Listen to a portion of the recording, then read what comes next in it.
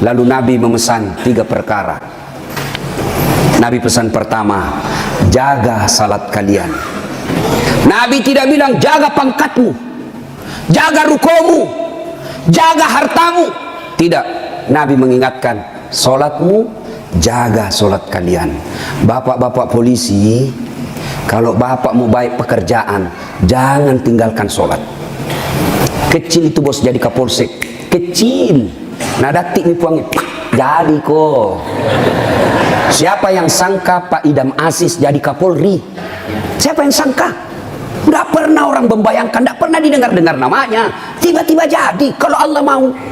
Kecil buat Allah jadikan kalian Kapolres, kecil. Kecil kalian kalau mau jadi kasat narkoba. Ini semua senang kasat narkoba. Kenapa? Tempat basah.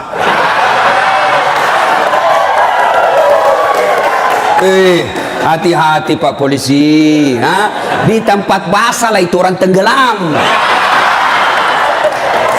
Tidak ada orang tenggelam kalau kering. Siapa suruh kau bilang gas-gas?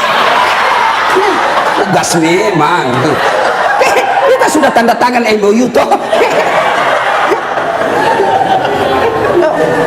Pak, kecil, sholat Pak. Kecil bapak punya bahagia. Ustadz, kenapa itu kasihan istriku nang ngomel aja nak kerja. Ini juga ibu-ibu ini. Kalian istri-istri polisi, muliakan itu suami. Kita kira itu gampang jadi polisi, Bu. Saya saja bukan polisi, saya bayangkan itu susahnya jadi polisi. Masalahnya orang datang ke Sentuh, kemana kamu? Ikut nanti aja. Coba bayangkan. Kita mau baik-baik, datang lagi sepupu tak menangis di depan tak. Nah telepon tong maki om tak, iko tomik tuh, kau Tommy diharap, kaulah satu-satunya keluarga di polisi. Apa kek kau bantukan itu kemanakanmu? Coba bayangkan, nggak gampang itu. Kalau Ustadz apa godaannya? Apa godaannya Ustadz? Kemana-mana pakai gamis, nggak ada perempuan mau dekat sama kita. Nah bacakan kau Yasin jauh-jauh kok. Tapi kalau polisi Pak, godaannya banyak. Banyak betul godaannya itu polisi. Masalahnya orang datang pula istri, pakai kok kipas Pak? Tak kalai ada apa kayak situ. Itu tuh. Kalau kita Ustadz, siapa yang mau sogoki? Paling nak sogoki telur sama soko. Apa mau nak sogokkan ki? Tapi polisi subhanallah, godaannya sangat besar, bebannya sangat besar. Maka disitulah dibutuhkan ibu. Pelihara suamimu. Jangan kau malah jadi tukang kompor. Apa kek, masa kita sudah 17 tahun menikah tidak pernah tongko beli gelang. Itu saja baru polisi baru 3 tahun suaminya gelangnya kayak pelik sepeda. Betul dia baru 3 tahun tapi dia sudah jual sawah warisan. Jangan Bu, sayangi itu suamimu kasihan. Dan kau dorong dia masuk neraka. Ya, coba kalau ibu-ibu tidak beristri polisi, ibu tidak jadi tidak jadi bayangkari. Karena ibu bayangkari, wah luar biasa, mobil polisi dia pakai piarisan. Iya toh, ibu. Makanya syukuri. Coba kalau ibu tidak nikah sama ibu bapak-bapak polisi, ibu bukan bayangkari, gasturi. Garis Tua Republik Indonesia. Maka bersyukur, ya. Pak, jaga sholat Pak. Saya kasih contoh ya, saya kasih contoh. Kan ada komandan tak toh? Ada Kapolres. Kira-kira kalau Kapolres panggil ajudan bagaimana hebatnya? Ajudan, itu ajudan biar lagi baring-baring di kursi makan cang goreng. Ajudan, siapa? Biar itu ada cang goreng. Perintah komandan. Iya toh? Iya. Mana ada ajudan berani dipanggil? Ajudan, tunggu dulu Pak. Bilang aku dinjak lehermu. Coba. Ayo. Begitu takutnya kita sama manusia. Padahal Kapolres paling lama 2 tahun. Mutasi lagi. Tapi begitu takutnya kita sama manusia. Tidak berani kita bilang tunggu. Lalu kenapa ketika azan berkomandan Allah memanggil kita, hayya 'alal falah. Pak polisi, sini kok, saya kasih kok kemenangan. Bapak tahu Tahu enggak itu artinya? Hayya 'alal falah. Itu artinya, sini saya kasih kau kemenangan, sini saya kasih kau kejayaan. Allah panggil kau, sini kau saya kasih jadi kapolsek kau, sini kau saya kasih kau jadi kapolres, sini. Tapi apa jawaban kita? Tunggu, lagi meeting. Tuhannya nak suruh menunggu. Kapolres saja kau tidak berani kasih menunggu. Ini Tuhanmu kau suruh menunggu. Pantas 20 tahun kau jadi polisi, tidak bisa kau lepas dari kredit.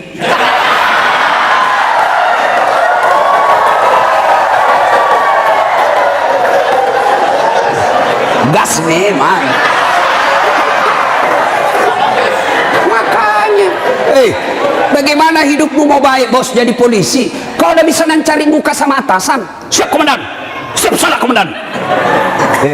Bapak kerja sama manusia, 10 nak suruh ki kerja. Nih kerja ini 10, 9 yang cocok, 1 salah, yang salah nak persoalkan. Bodoh memang kau ini. Coba, nah lupa itu 9 yang cocok, padahal 9 yang betul, 1 di kodosa. Nah, bodoh memang kau ini. Nah, itulah manusia. Kalian capek cari kelakuan baik, jangan kau terlalu mencari muka sama pimpinanmu. You kerja saja dengan baik sebagai polisi. Ada tupoksimu, ada ini kasat ini, jelas pekerjaannya. Kerja itu dengan baik, perbaiki sholatmu, Allah yang angkat derajatmu. Tapi siapa? Nah bilang ada di Jakarta, cemen lu men. Ayo, serius pak, baiki saja sholat. Kecil pak. Bapak kan punya jalan jadi kapolsek, bapak punya jalan untuk jadi kapolres. Kenapa? Bapak polisi, memang ada jalannya. Yang tidak bisa ada jalannya, saya jadi kapolres. Tidak ada itu, tidak ada jalannya itu bos. Ayo, yang tidak ada saja jalannya Allah kasih. Saya ulang, yang tidak ada saja jalannya Allah kasih, apalagi memang ada jalannya. Apa maksudnya? Pak, bisa ndak perempuan hamil tidak pernah disentuh laki-laki? Itu ndak ada jalannya menurut ilmu kedokteran, ndak mungkin. Tapi kalau Allah yang mau, jadi Siti Maryam, wanita suci, ndak pernah disentuh laki-laki, hamil melahirkan Isa alaihissalam. Itu Siti Maryam. Cuma sekarang banyak tuh perempuan mau sayang Siti Maryam. Hamil, tidak ada suaminya. Usut punya usut, ternyata selingkuh sama polisi.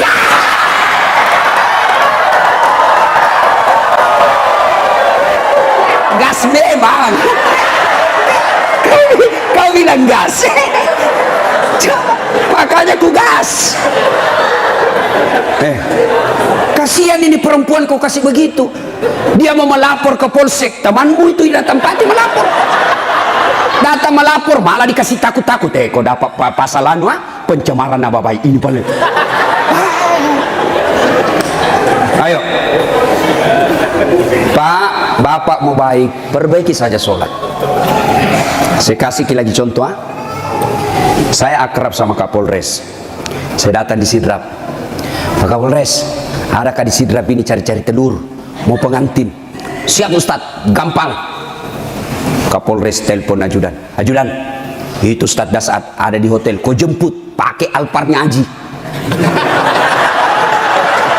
Kan tidak ada Alparnya tahu Pak Kapolres. Tapi punya teman. Nah, bawakan telur. Selesai masalahku soal telur. Kenapa? Saya akrab sama komandan. Sebaliknya ada orang dari Makassar, tidak pernah ketemu Kapolres, tidak pernah kenalan, tidak pernah didengar namanya. Assalamualaikum Kapolres, saya dari Sidrap ini, saya cari-cari telur, pinjam dulu mobil Pak. Siapa nak telepon Kapolres? Kapolsek, tangkap itu.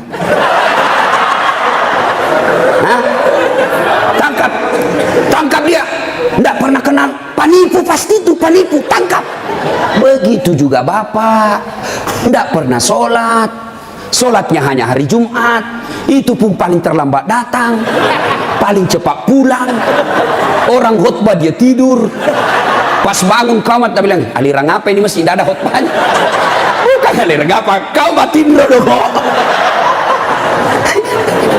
Ayo, tiba-tiba dimutasi, tidak ada tempatnya yang bagus-bagus, stres, jadi berdoa ya Allah. Capek mak ini jadi polisi tuh. kenapa hidupku tambah susah Tuhan? Nabi bilang, Tuhan, malaikat, karena dia sudah capek jadi ke polisi, sekali cabut nyawanya. Makanya Pak, yuk perbaiki sholat Pak. Apa alasanmu tidak mau sholat? Bilang mau apa? Bilang apa alasanmu? Si Geaki. Apa? Tidak ada kecuali malas. Dalam Islam ada boleh beberapa orang boleh tidak dosa ketika dia sholat. Satu, belum balik. Kalau ada bapak-bapak polisi di sini merasa belum pernah mimpi basah, belum pakai balik itu. Atau ibu-ibu poluan tidak pernah haid, kau masih balita itu. Ya. Yang kedua, siapa boleh tidak sholat? Hilang ingatan alias gila. Kenapa tidak sholat? Saya gila Pak. Yang penting Bapak yakin gila, boleh tidak sholat. Tapi tidak mungkin Bapak jadi polisi kalau Bapak gila. Yang ketiga, boleh tidak sholat dalam tekanan. Zaman Belanda diancam kepala tak, jangan sholat, kalau kau sholat saya kasih pecah kepalamu. Boleh tidak sholat orang begitu. Lain itu apa Pak? Bapak nganangani unjuk rasa, boleh Bapak sip-sipan sholat. Tidak bisa tinggalkan tempat. Sholat khauf namanya, sholat dalam keadaan perang. Bagaimana caranya? Bapak berenam, polisi bertugas, maka bagi tiga lapis, 3 rakaat, tiga saf. Saf pertama 2 orang, saf kedua 3 orang atau 4 orang. Maka saf pertama diselesaikan dulu sholatnya 1 rakaat, yang di belakang jaga senjata. Begini dia. Selesai ini yang saf pertama 1 rakaat, maka saf kedua lagi yang selesaikan sholatnya, saf pertama lagi yang siaga senjata. Boleh Pak. Tidak bisa ditinggalkan tempat Ustaz. Kita tayamum darurat. Boleh Bapak, kalau pergi ambil air 1 kilo, bahaya ini keadaan. Bapak tayamum di situ, tidak usah buka sepatu, boleh. Bagaimana caranya? Letakkan telapak tangan di pasir. Sudah itu tepuk. Karena kalau kau tidak tepuk ada pasir, kau gosok matamu. Tidak jadi kesembahyang. Itu gunanya. Selesai. Agapi, tidak ada alasan. Maka Bapak sholat. Maulid kali ini, yang tadinya masih malas sholat, perbaiki sholat Pak. Kecil buat Bapak, Allah kasih kita. Kecil Pak, kecil sekali. Ini perkara dunia, Allah cukup mengucapkan kun. Itu saja, itu disebut kun fayakun, jadi. Nagati dipuangnya, jadi. Coba. Maka Bapak Ibu Bapak ini perbaiki saja sholat. Bapak-bapak punya anak, tidak perlu di sekolah jauh-jauh ke luar negeri. Kontrol saja sholatnya. Baik sholatnya, insya Allah anakmu akan bahagia. Satu. 2, kata Nabi, jaga perempuan di antara kalian. Nabi lagi tidak bilang jaga tetanggamu. Ini bapak-bapak juga banyak kalau sama tetangganya sopan. Assalamualaikum Ibu.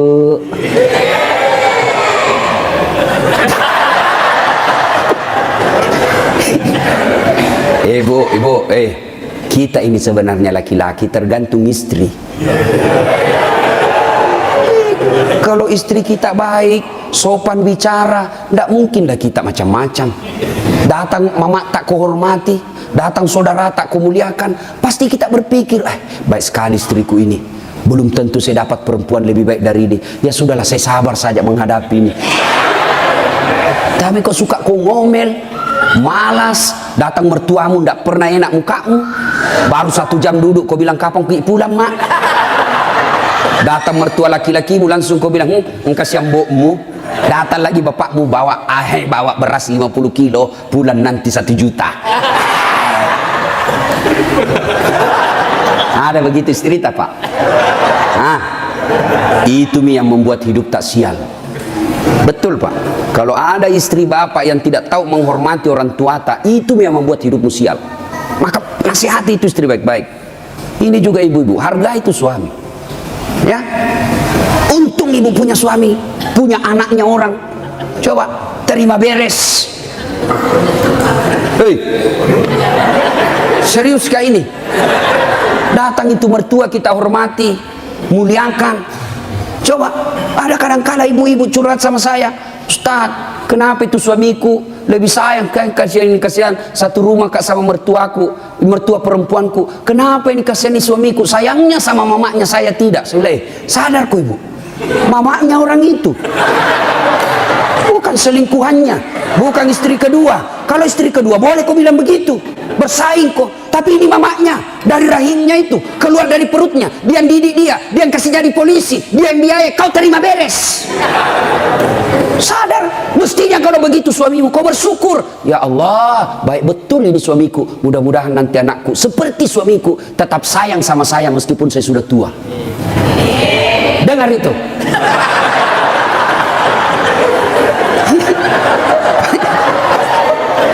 Untung kita ini pun, coba lihat kasih yang ini polisi. Di jalan ngirup udara kotor, jalan baik-baik dicurigai lagi. Polisi. Pada orang baik datang cari perampok. Coba di kantor kalian dimarah-marahi sa komandannya. Siap salah komandan, ditembak di pantatnya. Siap salah komandan, siap salah. Sampai lagi di rumah kau maki-maki lagi. Bodoh memang tahu kenapa kau tidak lawan. Apa mau dilawan? Nah dia Kapolres.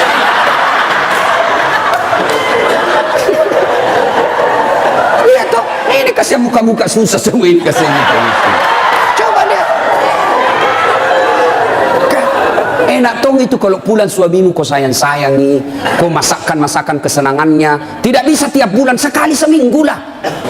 Ya, paling tidak ketika kau terima gajinya, kau telepon itu suamimu. Pak, jangkit makan di luar. Hari ini saya masak kesenangan tak untuk kita, Pak. Tanam maki spesial hari ini. Salam sayang selalu dari istrimu di rumah.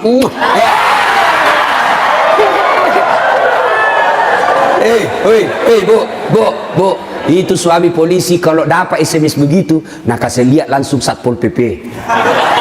Satpol PP polisi setengah.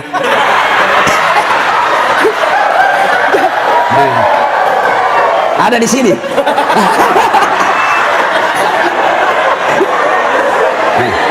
Apa nak bilang? Nak bilang itu polisi. Lihat kau ini istriku bos, betul dia lebih tua dari saya, betul dia tidak cantik, dia orang kampung, tapi kau lihat bos, istriku ini. Pernah SMS itu? Paling kita SMS, Pak, jangan lupa singgah beli gas.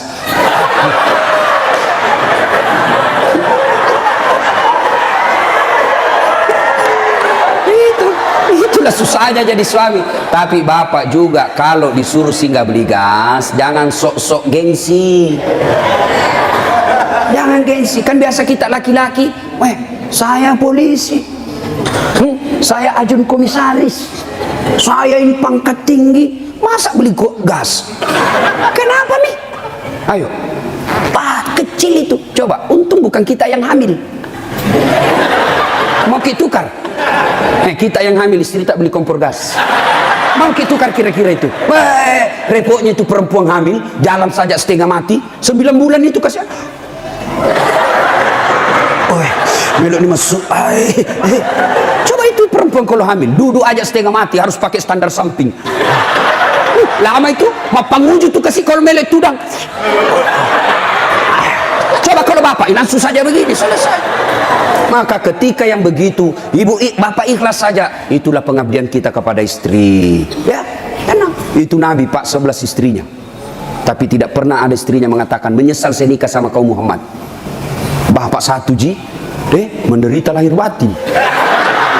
Itu Nabi Pak, Nabi kalau minum sama istrinya, dia kasih begini, minum, kasih lagi istrinya, satu teguk, kasih lagi istrinya. Begitu romantisnya Nabi.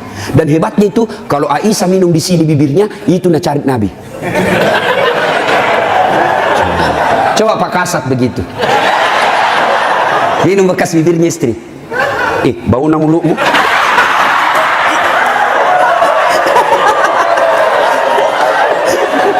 Salatullah salamullah ala toha Rasulillah, salatullah salamullah ala yasin. Satu, jaga solatmu. Dua, jaga perempuan di antara kalian. Maka bapak-bapak polisi jaga istri. Itu kewajiban bapak. kewajiban bapak. Biar bapak hitam jidat selegara sholat, Senin Kamis puasa, tahajud tiap hari, tadarus tiap maghrib, tapi istri tidak pakai jilbab, istri tidak sholat, istri tidak puasa Ramadan, maka bapak dulu yang masuk neraka. Ku ampusakum wa akhlikum nar. Itu makanya bapak didik istri. Bagaimana cara didik istri? Karena kita tidak punya waktu yang banyak, lebih banyak di jalan, kasihan. Bagaimana cara didik istri? Arahkan dia pergi majelis. Itu ada pengajian dek, kau pergi di sana. Bagaimana lagi caranya? Paling gampang, bapak tidur peluk-peluk dia, baru putarkan ceramahnya Dasat Latif. Judulnya apa? Kewajiban istri kepada suami. Sayang ke nonton kita. Langsung enak bapak, karena kalau bapak nasihati istri tidak masuk di akalnya. Agak tidak masuk, ya kan? Karena bapak lebih sering tipu istri daripada. Bagaimana dia percaya? Kita juga ibu, bagaimana tidak ditipu ki? Karena suka ki marah-marah. Jujur ki, marah kok ya lebih baik dibohongi kau supaya senang perasaanmu. Kenapa kau bohong? Selama ini kau bohong. Ku sayang kau, tidak mau kak kau luka perasaan. Kau bohongi kau. Sekarang kau tahu ya itu takdir burukmu. Kan kita terpojok ki jadi bohong maki. Sama saya ada temanku SD, masih selalu kena telepon sampai sekarang. Cinta-cinta monyet dulu di kampung. Setelah saya lihat banyak viral, tambah populer kila dase. Itu di Makassar gitu nama aku Dasat Latif. Kalau di kampung Ladase.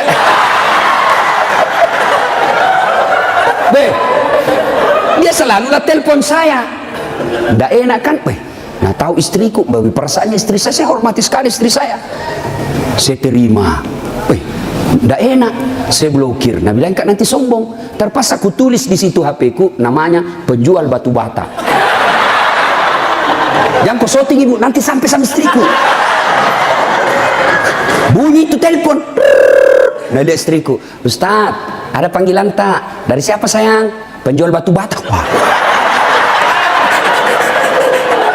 Saya bilang, dia bilang, saya angkat. Oh jangan angkat, tagihan, nggak cukup uangku itu. Istriku kalau bilang uang, nggak mau dia, karena nanti uang belanjanya saya ambil. Jangan angkat. Jangan angkat, Ustaz, jangan maki, belum cukup uang. Selamat saya. Satu ketika saya pulang ceramah, bikinlah saya teh. Kan saya bikin sendiri, saya tahu. Oh sudah. Saya minum, kenapa nak asin ini? Barat salah kasih kah ini? Saya pergi lihat toples, tulisannya gula. Isinya, garam. Saya tanya istriku, sayang, kenapa ini tulis ki gula na isinya garam? Nah bilang, hepon tak juga lain kita tulis lagi isinya.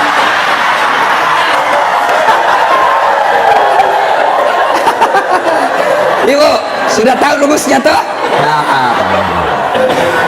Pak, jaga istri kalian, jaga. Gimana caranya? Ajari terus, nasihati terus. Tapi bapak tidak mungkin bisa didengar istri kalau bapak saja kelakuannya tidak baik. Tidak mungkin. Maka untuk menjadi baik kepada istri, bapak dulu yang harus bagus. Bapak dulu yang kasih contoh sholat 5 waktu. Kalau perlu bangun subuh-subuh sama-sama. Sayangku, yuk peluk dengan baik, cium pipi. Nah bilang apa dia mau dicium stas nangoro mak bau tong bebenya stas. Pak, kalau perlu bapak angkat itu istri. Sholat subuh sayang, bareng-bareng, salat jamaah. Meskipun bapak pangkat paling rendah di Polres, tapi ibu bapak lakukan itu mulia di hadapan Allah. Angkat istri, ayo sayangku, sholat bareng-bareng, berjamaah, bapak imam, istri makmum. Jangan baca yang susah-susah, yang pendek-pendek saja. Ya? Karena yang susah-susah nanti tidak mau sampai. Nah baca Al-Kafirun. Wala antum abiduna ma abud, wala ana abidum ma abattum, wala antum abid. Mulai curiga istrinya. Wala antum abidu, wala ana abidum. Pas selesai sholat, ibu juga kalau selesai sholat kasih semangat suami. Sabar ki pak, memang begitu kalau baru pertama orang sholat. Insya Allah ke depan tidak. Jangan malah dimaki-maki. Bodoh memang kau ini polisi dong. Apa kau tahu kau bilang? Nah bilang suami tak jamil lagi sembahyang deh. Bu, pulang suami tak ibu, kita tahu sudah mau masuk maghrib, datang suami tak sudah sediakan sarungnya. Sediakan kopiahnya, sediakan bajunya untuk sholat, baju koko. Begitu datang, Deng, mandi ini kita pakai sholat maghrib, ayo kita pergi sama-sama di masjid. Nyaman ibu, suami istri jadi polisi dapat gaji tiap bulan. Kalau begini kita lakukan, bahagia hidup tak, meskipun kita tak putar-putar saja di sidrap. Enak pak. Ini istri suka ngomel, suami tukang tipu, kredit tidak pernah berhenti. Kapan enak hidupmu? Ayo, maka perbaiki ini, saling menjaga. Suami nasihati istri, istri ingatkan suami.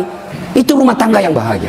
Dan yang ketiga kata Nabi, ucapan yang beliau keluar dari bibirnya, ummati, ummati, ummati, umatku, umatku, umatku. Begitu sayangnya sama Nabi, sayang Nabi sama kita. Nabi tidak mengucapkan Khadijah, Khadijah, Khadijah. Tidak. Nabi yang diucapkan ummati, umat kita. Apa di dunia saja? Tidak, sampai di akhirat pun Nabi seperti itu. Ketika hari kebangkitan tiba, Allah perintahkan kepada malaikat Jibril, Jibril, kau bangkitkan manusia paling mulia yang sangat aku sayangi, Muhammad sallallahu alaihi wasallam. Nabi Jibril setengah mati mencari, lalu Allah kasih keberkahan, makamnya Nabi keluar asap, didapat. Lalu bangkitlah Nabi, ya seperti itu yang kita lihat di sirkus, ada manusia yang tiba-tiba naik saja ke permukaan, lalu Nabi duduk, gosok mata.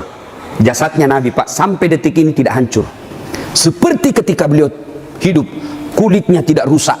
Pernah kan beberapa kali itu kan kuburnya Nabi jasadnya Nabi dicuri, kan beberapa kali itu, 9 kali, dan jasadnya pun sudah ratusan tahun meninggal masih sama. Nah, bangun Nabi, gosok matanya. Lalu Nabi buka, nampak Jibril di depannya. Lalu Nabi berkata, Jibril, hari apa ini? Ya Muhammad, inilah hari kebangkitan yang pernah Allah janjikan kepadamu. Kira-kira kalau bapak bangkit seperti itu, bapak cari siapa? Mana kasihan anakku? Oh, mana itu istriku yang baik sekali? Apa Nabi cari keluarganya? Tidak. Nabi tidak berkata, mana bapakku, rindu saya mau melihat bapak saya, tidak pernah saya lihat wajahnya. Tidak. Siapa yang Nabi cari? Aina ummati. Jibril, mana umatku? Kita yang dicari Nabi pak. Bayangkan, begitu cintanya Nabi kita. Nabi cinta di dunia sampai di akhirat. Nah sekarang, bagaimana kecintaan kita kepada Nabi? Kalau sahabat luar biasa cintanya kepada Nabi. Nabi sakit ujung akhir hidup beliau. Nabi datang ke masjid sholat subuh. Selesai sholat subuh, Nabi lalu naik pidato. Saudara-saudara sekalian, kita sudah bertahun-tahun membela agama Allah, hidup bareng bersama. Tentu ada yang pernah saya sakiti, baik yang sengaja maupun yang saya tidak sengaja. Kalau ada yang pernah saya sakiti dan saya tidak tahu, tolong balas hari ini. Daripada nanti di akhirat kau membalas, sakitnya berlipat-lipat. Sekarang saya minta balas sebelum saya meninggal. Suasana hening. Abu Bakar paling duluan menangis. Tanda-tanda Nabi sebentar lagi meninggalkan kita ini. Suasana hening. Tiba-tiba dari belakang ada sahabat Nabi namanya Uqasyah, hitam tinggi besar, berdiri. Ya Rasulullah, saya pernah Anda sakiti. Semua orang balik. Kurang ajarnya ini Uqasyah. Kapan? Waktu itu perang ya Rasul. Saya berada di sampingmu. Rasulullah mengendarakan onta. Onta Rasulullah. Rasulullah menjambut ontanya. Saya di samping, bukan onta yang kena, tapi saya yang kena. Saya mau membalas ya Rasul. Semua kurang ajar. Nabi lagi sakit mau membalas. Umar berdiri. Uqasyah, kalau gatal tanganmu ingin mencambuk, saya kau cambuk sampai mati. Jangan Rasulullah. Kata Nabi, Mar, saya paham maksud baikmu, tapi dosa tidak boleh diwakili. Dosanya Kapolres tidak bisa diwakili Kasat Lantas. Tidak boleh. Mentang-mentang kita komandan ambil dosaku tidak bisa. Sudah. Bangkit lagi Abu Bakar. Uqasyah, sayalah sahabat Nabi paling dekat. Saya selalu bersama beliau. Kalau kau mau cambuk, saya kau cambuk. Sama kau sakiti Rasulullah. Nabi bilang, Abu Bakar, dosa tidak bisa diwakili. Kau duduk. Makin dekat Uqasyah. Ditahan sama cucu beliau, Hasan Husain. Uqasyah, pamanku, Amure, jangan kasihan kakekku. Lagi sakit. Saya kau cambuk kalau mau. Sama Rasulullah, saya kau cambuk. Nabi berkata, cucuku, saya paham maksud baikmu, tapi dosa tidak bila diwakilkan. Nak, duduk dekat Uqasyah. Ya Rasulullah, waktu Anda cambuk saya tidak pakai baju. Supaya adil, buka baju. Semua orang tambah kurang ngajar ini Uqasyah. Di depan Nabi satu-satunya pertama kali disuruh buka baju. Nabi buka bajunya. Begitu Nabi buka baju, subhanallah, terjadi keajaiban. Apa? Tercium bau harum. Bahkan ada sahabat Nabi, Nabi lagi tidur berkeringat, dia ambil keringatnya Rasulullah satu tetes, dan itu dia bilang, saya tidak pernah mencium seharum baunya Rasulullah keringatnya. Coba, ada kira-kira di sini keringatnya ada? Nah, ada. Kira-kira kalau saya buka baju di sini, bukan bau harum, bau sakul. Itulah Rasulullah. Lalu apa kata Rasulullah? Ya, baik, saya buka. Kata Nabi, cepat kau Uqasyah, jangan kau buat saya lama tidak pakai baju, nanti Allah menghukummu. Maju Uqasyah, dia buang cambuknya, lalu dia peluk badan Nabi, dia cium badan Nabi dadanya, lalu sambil menangis, ya Rasulullah, maafkan saya. Hei, apa maksudmu Uqasyah? Tadi kau mencambuk saya, sekarang kau menangis memelukku. Kata Uqasyah, ya Rasulullah, itu tadi cerita saya cuma karang, itu cari cerita saya cuma buat-buat. Kenapa? Saya tahu sebentar lagi Rasulullah meninggalkan kami, ingin rasanya kulitku yang hina ini bersentuhan dengan kulitmu ya Rasulullah, karena saya tahu tidak mungkin saya bisa lagi menyentuhnya tanpa saya akali seperti ini. Ya Rasulullah, mau sekali nih kulitku yang hina menyentuh kulitmu yang mulia. Pun kalau saya nanti masuk surga belum tentu sama kita punya kelas. Saya ingin menyentuhmu ya Rasulullah. Saya ingin merapatkan badanku dengan kulitmu yang mulia ini ya Rasulullah. Nabi lalu meneteskan air mata dan berkata, saudara-saudara sekalian, kalau kalian mau tahu temanku di akhirat kelak, inilah karena cintanya kepada Rasulullah Muhammad sallallahu alaihi wasallam. Rasulullah luar biasa cintanya kepada kita. Lalu kalau Bapak cinta kepada Rasulullah, muliakan Rasulullah. Dengan cara apa? Pelihara warisannya. Apa warisan Nabi? Bukan istana. Apa warisan Nabi? Al ulama'u warisatul anbiya. Muliakan ulama. Bapak-bapak polisi, gunakan kekuasaanmu untuk melindungi pewaris para nabi, bukan pewaris pejabat. Lindungi pewaris para nabi, supaya kalian nanti di akhirat ada yang bernyamamu, melindungimu ketika pada saat itu tidak ada lagi perlindungan. Rasulullah pewarisnya bukan gubernur, Rasulullah pewarisnya bukan presiden, Rasulullah pewarisnya bukan Kapolri, tapi pewarisnya Nabi adalah ulama. Muliakan ulama, karena sama saja kalian memuliakan Rasulullah. Tidak usah kau muliakan Dasat Latif, tidak usah kau muliakan kiainya, tapi muliakan ilmu yang beria. Kalian tahu halal haram bukan dari Kapolres, kalian tahu halal haram, rukun-rukun iman, rukun-rukun haji bukan dari Kapolri, bukan dari sekda, bukan dari bupati, tapi kalian mengetahuinya dari ilmu-ilmu para ulama. Ini saja tausiah kita, mudah-mudahan ada manfaat. Saya ingin berlama-lama, tapi saya harus ada di Makassar pukul 11 karena saya harus perjalanan lanjut ke Kolaka. Terima kasih Pak Kapolres. Saya doakan Bapak beserta istri sehat walafiat, diberikan kemampuan dan kesanggupan untuk menjaga wilayah hukum Sidrap dan sekitarnya. Bapak-bapak polisi, saya berdoa semoga Bapak sekalian selalu dititipkan iman dalam hati, sehingga Bapak betul-betul menjadi pengayom, pelindung, dan pelayan masyarakat. Insya Allah, luar biasa pekerjaan Bapak. Kalau Bapak melaksanakannya dengan baik, Bapak ini bertugas sebagai Umar bin Khattab, menegakkan hukum. Luar biasa. Kalau saya paling hanya bisa menganjurkan di mimbar, tapi kalau Bapak polisi mampu mengamalkan langsung. Saya jangan minum khamar, jangan narkoba. Nah, dengar anak muda, tapi kalau Bapak bilang jangan narkoba, langsung ditangkap, masuk penjara. Bapak lebih hebat dalam dakwah daripada ustadz. Kalau ustadz di mimbar teriak-teriak, jangan minum khamar. Kita lihat peminum khamar, paling dibilang, dede, mabuk si Ronald Mudai. Tapi kalau Bapak polisi dapat langsung bisa disegit, borgol, bawa ke penjara. Nah, ibu bapak, saudara-saudara sekalian, mudah-mudahan ada manfaat. Lebih dan kurangnya mohon dimaafkan. Sebelum kita akhiri, mari kita berdoa kepada Allah Subhanahu wa taala. Bu, serius sih Bu. Ibu ngambil uang sogok misal 300.000, ya, lalu ibu makan 40 hari ke depan. Setelah makan uang haram itu, jangan ibu mati. Kalau ibu mati, maka ibu mati dalam keadaan kafir. Kenapa? Ada barang sogok dalam perutnya. Sia-sia bermajelis taklim 30 tahun, sia-sia mengaji selama 10 tahun kalau ibu mau disogok. Bisa? Bisa. Ayo, mari ciptakan Balikpapan pil caleg bersih dari sogok. Bisa? Bisa? Bu, jangan ibu. Ibu tidak usah cemas soal perut. Allah yang ngatur rezekinya ibu. Ibu ambil 300.000, berapa kali makan habis, dosanya dibawa sampai mati. Dan demi Allah, tidak ada orang mati kelaparan di Balikpapan. Kenapa? Allah yang jamin rezekinya ibu. Percaya? Mana buktinya? Saya kasih contoh. Itu perut Allah yang ngatur, rezeki makan Allah yang ngatur. Mana buktinya? Cicak. Tahu cicak? Apa dia makan cicak ibu? Nyamuk. Masuk akal enggak? Enggak, satu terbang, satu di dinding. Mana bisa ketemu? di dinding cicak. Bisa. Iya. Tapi lagu saya waktu kecil apa dia bilang? Cicak-cicak di dinding, diam-diam merayap, datang seekor nyamuk. Hap. Nyamuk yang datang. Lagu tidak bilang cicak lompat ke nyamuk.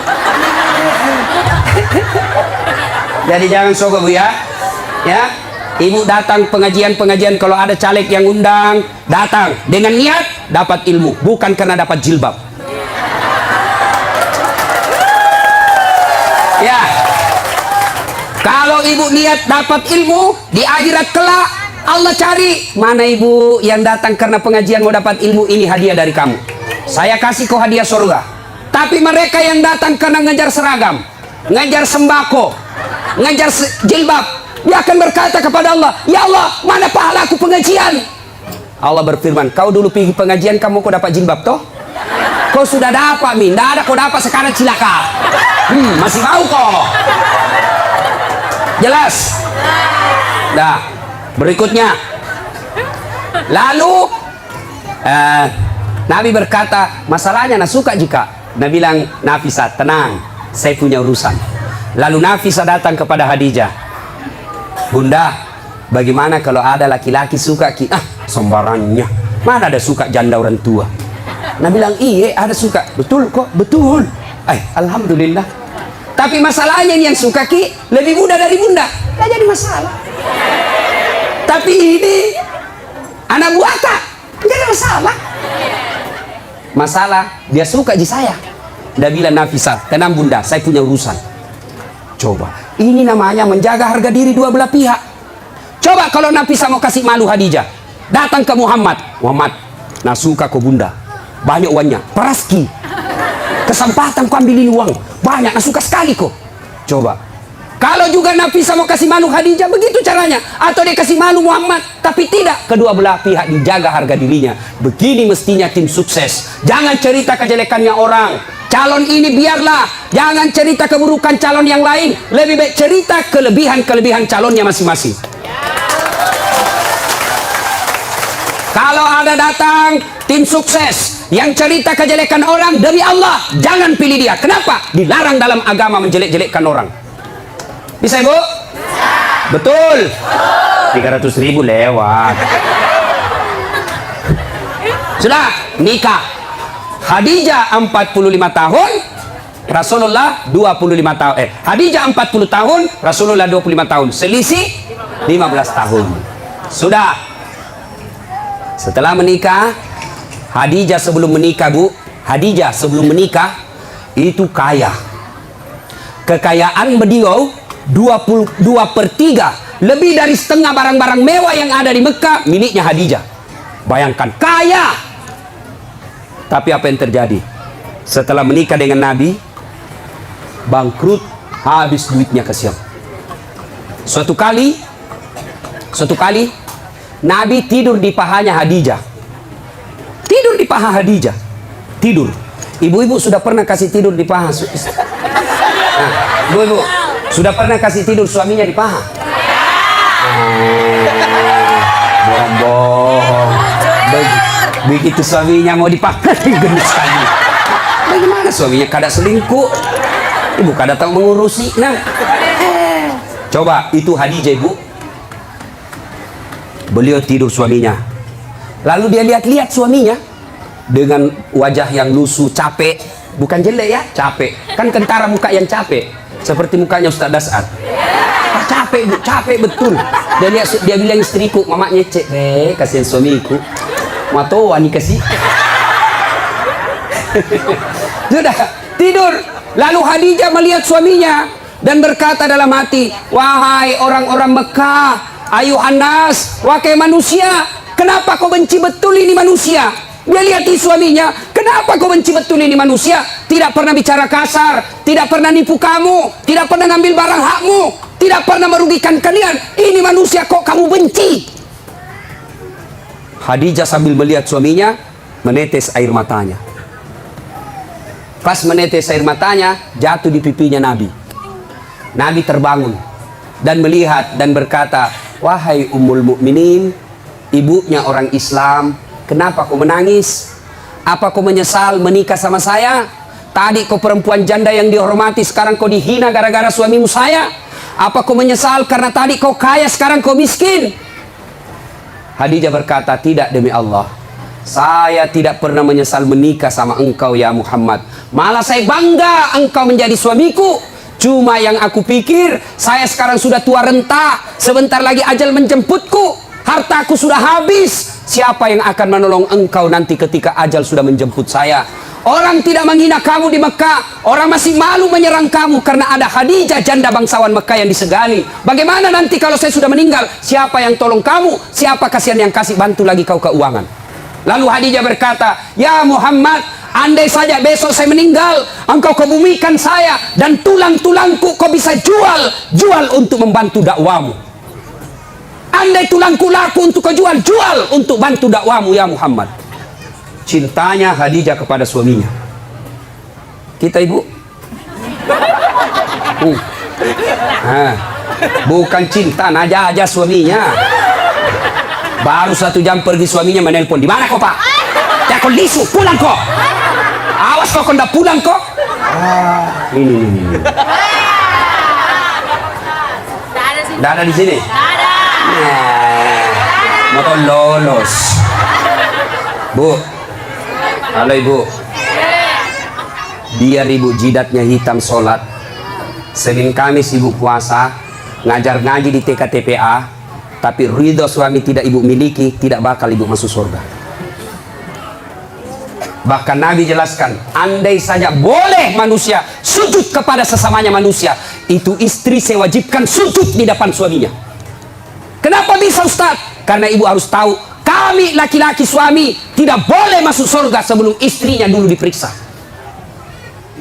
Kalau ibu rajin sholat, ibu rajin puasa, ibu rajin tadarus, suaminya peselingkuh, suaminya tukang judi, suaminya tidak sholat, suaminya pengedar narkoba, tapi ibu alim, muslimah yang baik, tidak ada urusan, suami masuk neraka, ibu tetap masuk surga. Bahkan Nabi menjelaskan istri yang taat sama suaminya, padahal suaminya pembuat maksiat, kata Nabi, nih 7 surga kau masuki, tadkhulul jannati bisalam. Pilih kau ini 7 pintu surga mana kau masuki. Meskipun suamimu bajingan. Beda kami laki-laki. Suaminya ulama, suaminya penceramah, suaminya hafiz Quran, tapi istrinya tidak pakai jilbab. Suami istrinya suka pi bertetangga bertengkar, suaminya suka menghasut, suaminya suka ngambil kue kalau pi pengantin. Istrinya.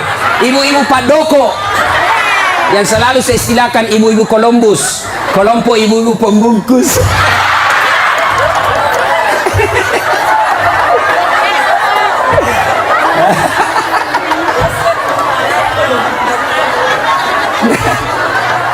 Pergi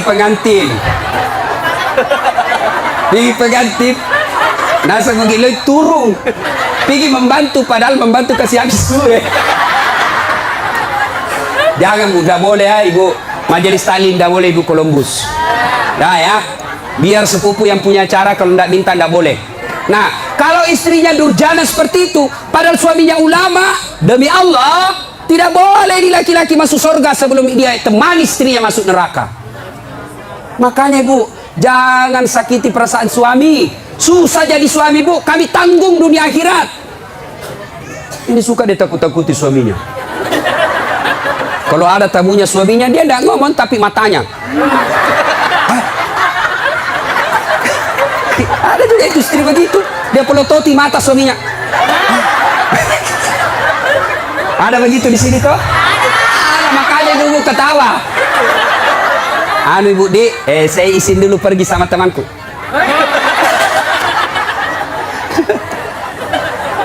Nah, subhanallah, Khadijah, itulah Khadijah. Karena waktu yang terbatas.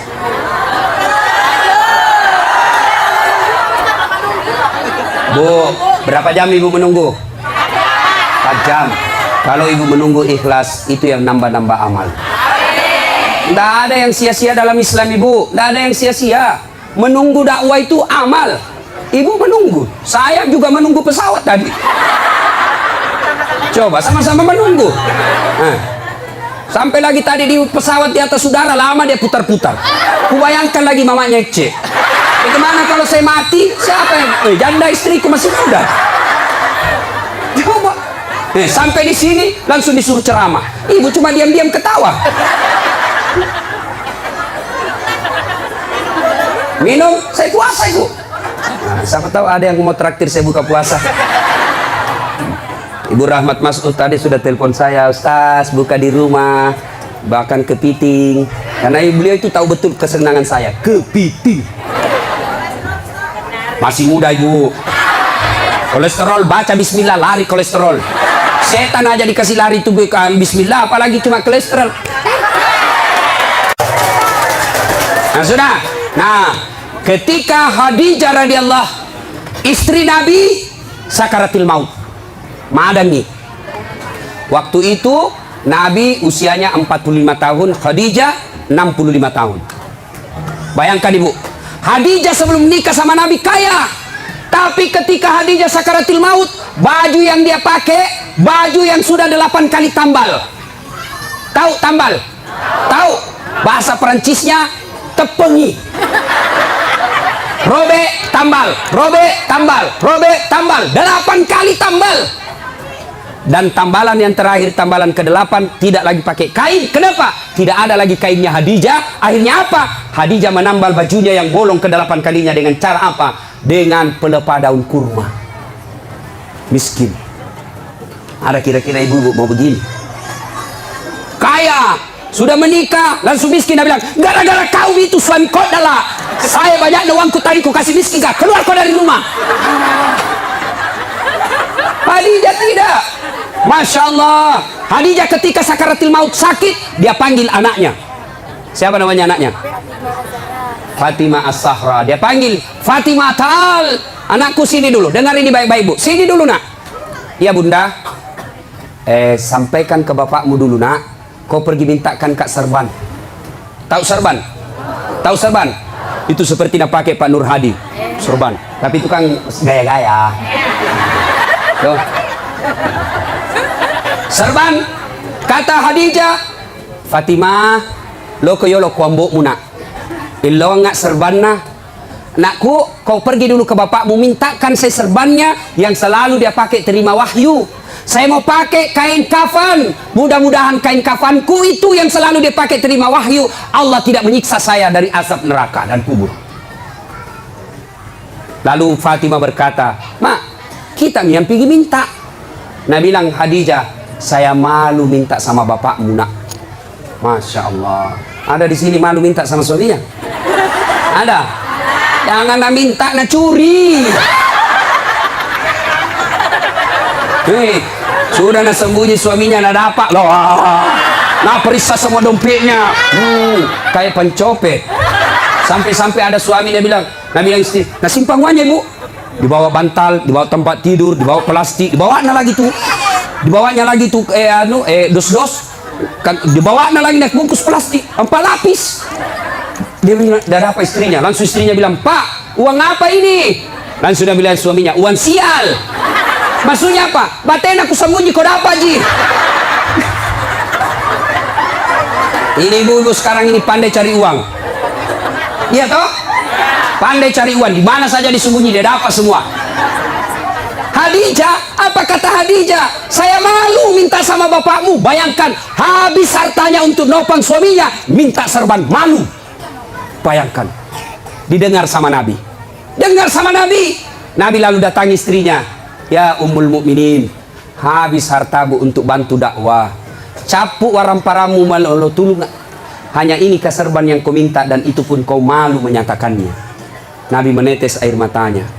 Lalu kata Khadijah, saya minta kain serban yang engkau selalu pakai nerima wahyu. Mudah-mudahan kain serban itu jadi kafanku sehingga saya tidak tersiksa di alam kubur. Mendengar itu datang Jibril. Datang Jibril bu. Jibril sampaikan kepada Nabi, ya Muhammad, sampaikan kepada Khadijah. Masya Allah, karena Jibril tidak boleh langsung bicara sama Khadijah. Kenapa? Hanya Jibril boleh berbicara kepada Nabi dan Rasul, namun manusia tidak boleh. Jibril sampaikan kepada Nabi, ya Muhammad, sampaikan kepada Khadijah, ada salam dari Allah untuk Khadijah. Masya Allah, Allah yang titip salam sama Khadijah bu, luar biasa. Kita saja titip salam dari orang langit sudah senang. Saya bayangkan Bu, saya pernah terima ucapan selamat hari raya dari Pak Yusuf Kalla. Ucapan selamat hari raya. Istana Wakil Presiden Republik Indonesia dengan ingin menyampaikan selamat hari raya Idul Fitri, mohon maaf lahir batin. Taqabbalallahu minna wa minkum. Salam hormat Yusuf Kalla, Wakil Presiden Republik Indonesia, kepada saudara Dasat Latif. Seterima itu Bu, saya buka, saya kasih lihat semua sepupuku di kampung. Ita ko culi capok. Dia kok sepupumu. Iya kok. Itu baru manusia kita sudah bangga.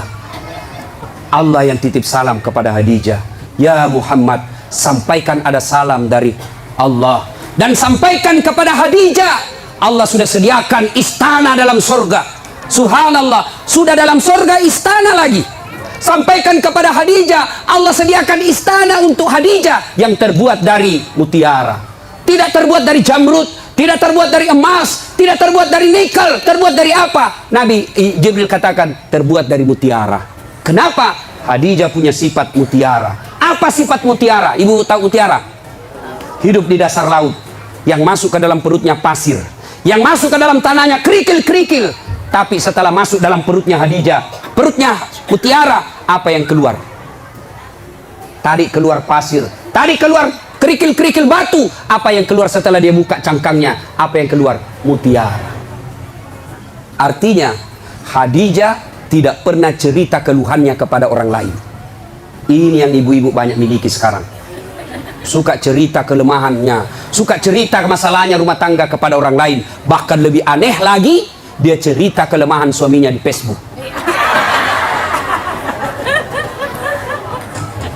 Bu, apa ada manusia tidak punya masalah? Ibu kira-kira yakin tak Khadijah penuh dengan masalah dalam hidupnya? Khadijah banyak masalahnya dalam hidup. Beliau kadangkala melihat Rasulullah kelaparan. Di depannya lapar Rasulullah, sampai pucat beberapa kali tidak makan. Beliau melihat dengan mata kepalanya Rasulullah dihina oleh pamannya, dilihat dengan mata kepalanya sendiri. Khadijah, apa dia pergi cerita? Tidak. Jadi kalau ibu mau punya surga, istana dalam surga, maka ibu punya sifat seperti Khadijah. Apa sifatnya Khadijah? Jangan suka cerita kelemahan rumah tangga. Apa tidak boleh mengeluh? Boleh. Apa tidak boleh curhat? Boleh. Apa tidak boleh mengungkapkan perasaan? Boleh. Tapi kemana? Kepada Allah. Yang dilarang cerita ke medsos, cerita ke tetangga. Ya, ibu-ibu, ada di sini tidak ada masalahnya? Oh, dalam rumah tangga ibu semua orang punya masalah. Contoh, dia bilang enaknya itu Ustaz. Kenapa? Gagalnya suaminya. Ibu, suami gagal masalah. Kenapa? Dia goda orang Bu. Apalagi kalau istrinya jelek. Lebih masalah lagi itu. Suami gagal, istri jelek, masalah. Berarti bagus kalau suami jelek Ustaz. Suami jelek dihina orang. Kita lagi malu jalan sama dia. Duluan aja Pak, saya menyusul. Suami gagal, masalah. Suami jelek, masalah. Berarti bagus kalau tidak ada suami. Ya bagus Ibu. Nabi lagi ke orang Gasturi, gadis tua Republik Indonesia. Coba. Ayo, bagus kalau banyak suami, lebih masalah lagi. Coba. Tidak ada orang tidak ada masalah. Dulu waktu mau menikah, apa masalahnya? Mudah-mudahan dapat jodoh. Dapat suami, ada masalah, selesai masalahnya? Tidak. Mau punya anak. Punya anak, selesai masalahnya? Tidak. Mau punya rumah. Sudah punya rumah, selesai masalahnya? Mau punya mobil. Punya mobil, selesai masalahnya? Tidak. Bayar cicilannya. Maka Khadijah pun demikian. Tapi Khadijah ketika ada masalahnya, beliau ngadu kepada Allah. Kita ada masalah, mana? Ambil HP. Update status. Dia cerita semua jeleknya suaminya. Tidak kusangka kau begitu. Waktu kau dulu melamar saya begitu sopan, sekarang kau kasarnya minta ampun. Semua teman Facebooknya tahu. Dia pergi cerita sama tetangganya. Suamiku kok gini ya. Dulu waktu masih di Pinang saya, dia pacari saya. Sopannya, hati-hati dek. Pelan-pelan dek. Ada batu di depan, hati-hati. Itu waktu masih gadis. Sekarang sudah anak punya 3, tahan tuh kakiku. Dia bilang, di mana aku simpan matamu dong. Nah, jangan cerita kejelekan suami ke orang lain. Lebih mana? Ngadu kepada Allah. Ya Allah, begitu baik suami saya dari tahun pertama sampai tahun 10. Setelah ini ya Allah, setelah terpilih jadi anggota DPR, setelah bagus rumahnya, setelah bagus dia punya mobil, sepertinya dia mulai terpikat sama wanita lain. Ya Allah, bukan saya Bu, bukan juga Pak Nur Hadi. Ya Allah, Engkau yang menitipkan rasa cinta dalam hati suamiku, pelihara cintanya kepadaku ya Allah. Jangan Engkau palingkan hatinya ke orang lain. Buat dia pusing kepalanya kalau dia tidak lihat saya 24 jam. Boleh doa begitu Bu, ngadu kepada Allah. Ya Allah, saya lihat suamiku makin hari makin kasar ya Allah. Aku tidak mampu mendidiknya ya Allah, tapi Engkau yang memberi hidayah. Berikan hidayah kepada suamiku ya Allah, supaya dia menjadi suami yang menjadi imamku dunia akhirat. Jangan pergi cerita sama tetangga, itu suamiku pelitnya nah. Sudah pelit kalau tidur ngorok, sudah itu keluar lagi ngiurnya. Beleng-beleng.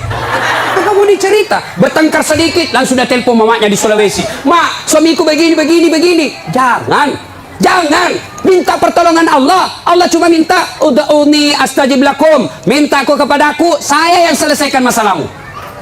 Ayo, minta berdoa kepada Allah. Dan berdoa tidak harus bahasa Arab. Ada yang selalu bilang, Ustaz, apa doanya? Suamiku ini sudah mulai lain-lain. Doanya, 1, perbaiki pelayanan. Ini rahasia laki-laki Bu.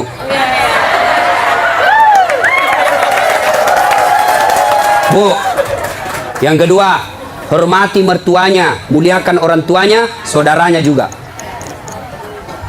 Yang ketiga, ibu harus selalu cantik di rumah. Yang keempat, jangan bicara kasar sama suami. Kalau ibu mampu lakukan ini, suami mau kawin lagi, maka ada yang bantu ibu. Siapa? Mertua.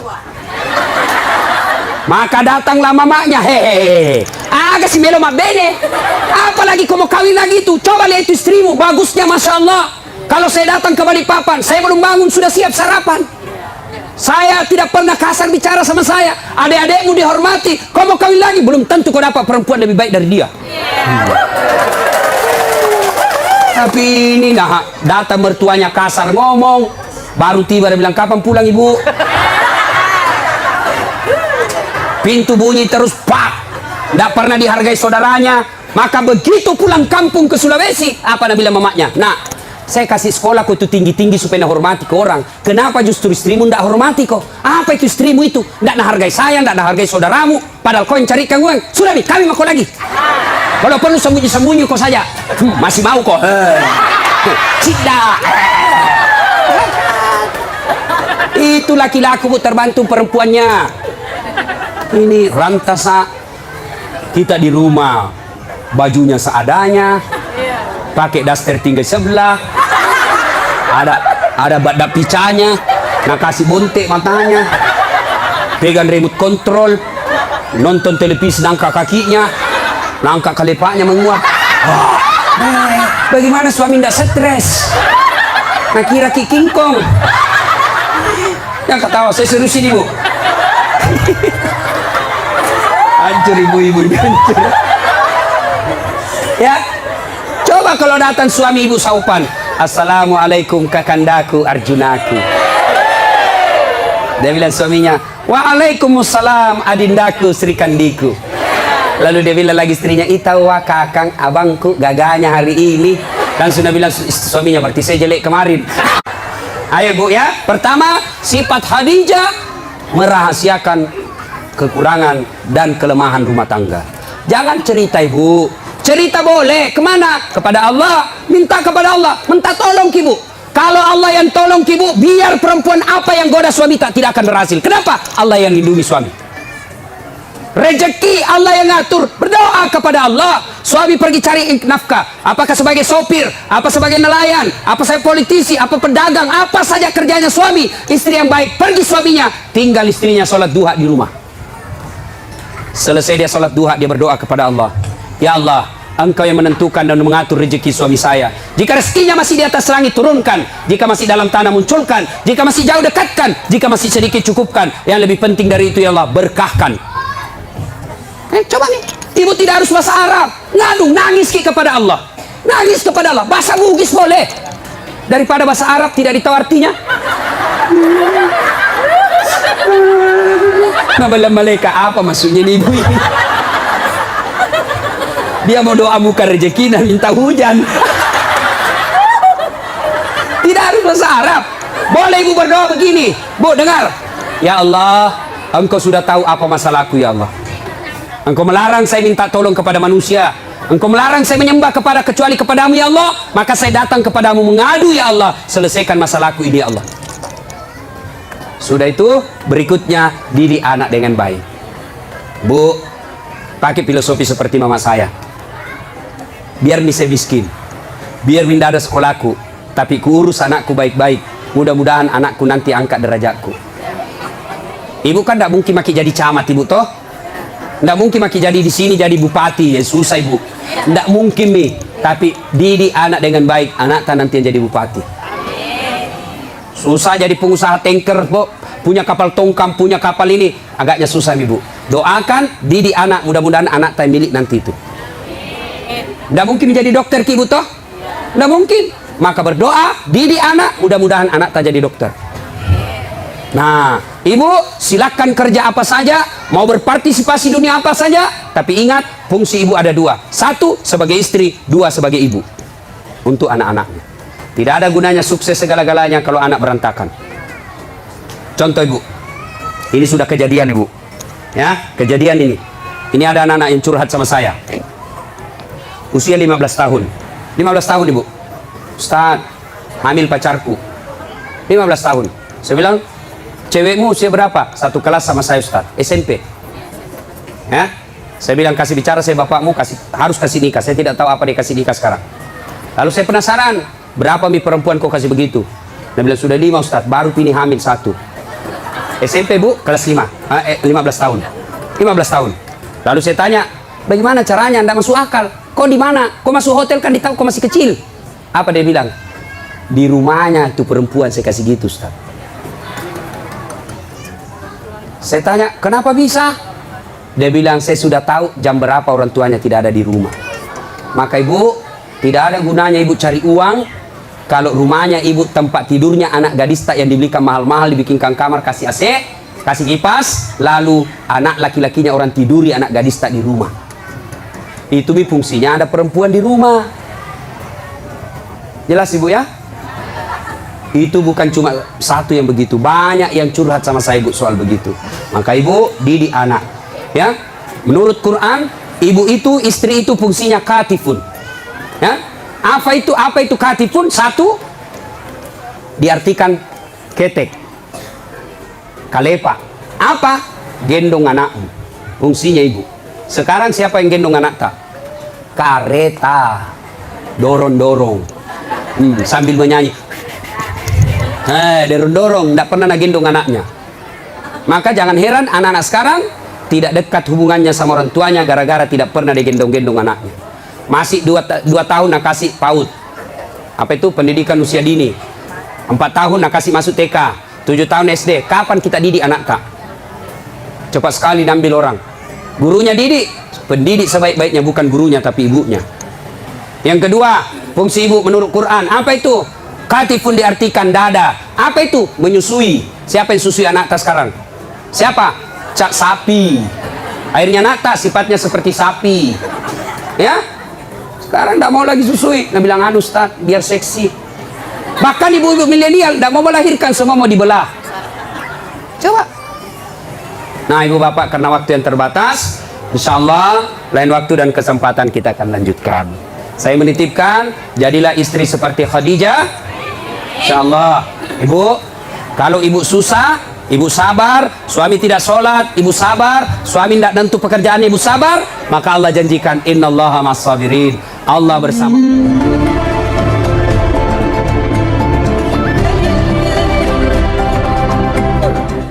Orang kaya, orang miskin, raja-raja, rakyat biasa, kalapas. Wih. Senangnya semua mati. Berarti yang jadi masalah bukan mati. Yang jadi masalah illa wa antum muslimun, kecuali kau dalam keadaan beragama Islam. Ayat ini memberitahukan kepada kita banyak orang Islam mati kafir. Lahir agama Islam, ngurus KTP agama Islam, nikah syariat Islam, bikin SIM agama Islam, tapi belum tentu kau mati Islam. Adakah orang Islam mati kafir? Banyak. Siapa di antara mereka? Kata Nabi, hubbi aklil haram, mereka yang suka memakan makanan haram. Siapa mereka? Contoh, jangan kau marah, contoh. Marah kok deh, kau serang saya hancur. Loh? Siapa mereka? Jangan marah, contoh saja. Anak muda, lempoks. Banyak pelakunya di sini. Nah, campur lem tikus. Jangan kau campur lem Korea, ndak mau tak buka mulutmu itu. Lem. Mabuk setengah. Mabuk setengah antara mabuk dengan tidak. Nambil motornya. Bayangkan kalau orang mabuk setengah naik motor. Tiang listrik nak kira aspal. Pak, mati kafir kau cilaka.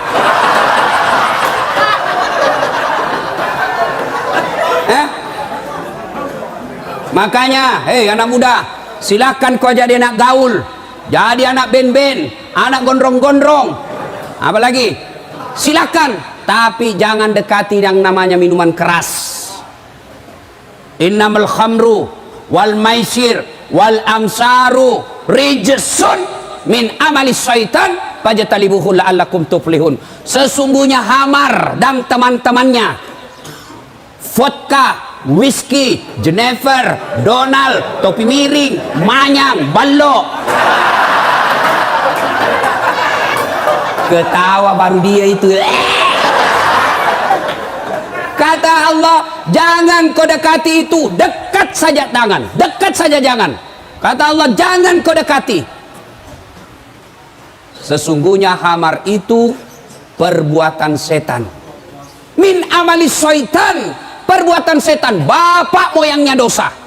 Kenapa dia bapak moyangnya dosa? Karena kalau kau mabuk, segalanya kau halalkan. Maka Allah jelaskan, jangan kau dekati hamar. Tapi anak muda sekarang kalau tidak ditahu teler, nak bilang cemen lu men. Dedek anak mami. Masa baru satu botol teler mako itu tahu teman tak jagonya sampai masuk di got. Beleng-beleng. Tahu beleng-beleng? Dongo. Tahu dongo? Beleng-beleng. Kau itu semua.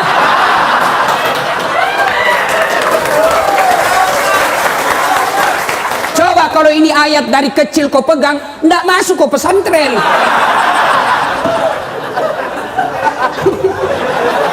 Siapa suruh kau undang kah?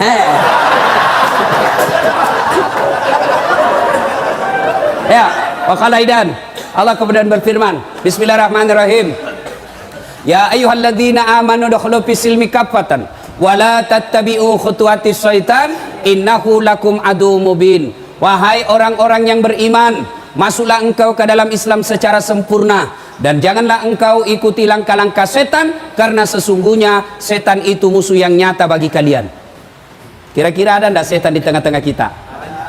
Ada? Ada. Apa? Handphone. Terus sudah ceramah.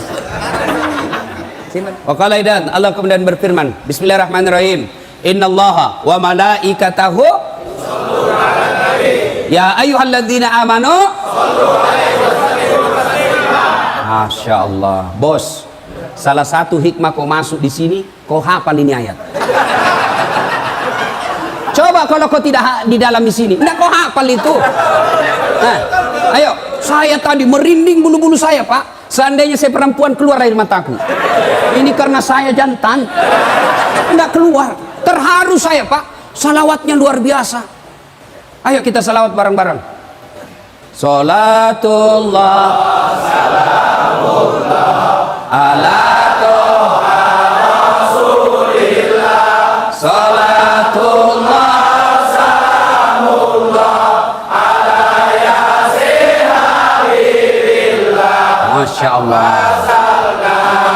bismillah wa bil hadi rasulillah wa kulli mujahidilillah bi ahlil badri ya Allah. Coba kalau kau salawat begini, runtuh itu setan, lari. Cobain, kita saja merinding. Tapi kalau salawat tidak semangat, ketawa itu setan, lihatku.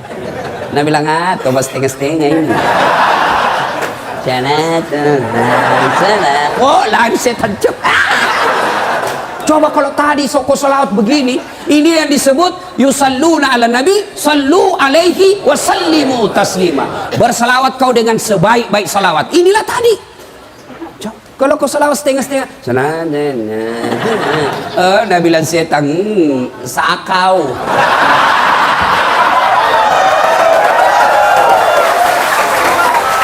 Nah, ibu bapak, saudara-saudara sekalian, coba yang penghuni diam, kita dengar pada petugas sipir dan kelapa salawat. Bagaimana kerasnya suaranya?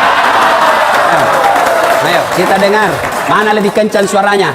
Kau diam, kita dengar ini yang pakai baju biru laut. Ayo, diam. Yang lain diam. Kita dengar ini yang biru laut. Yuk. Sholat. Gaya lagi.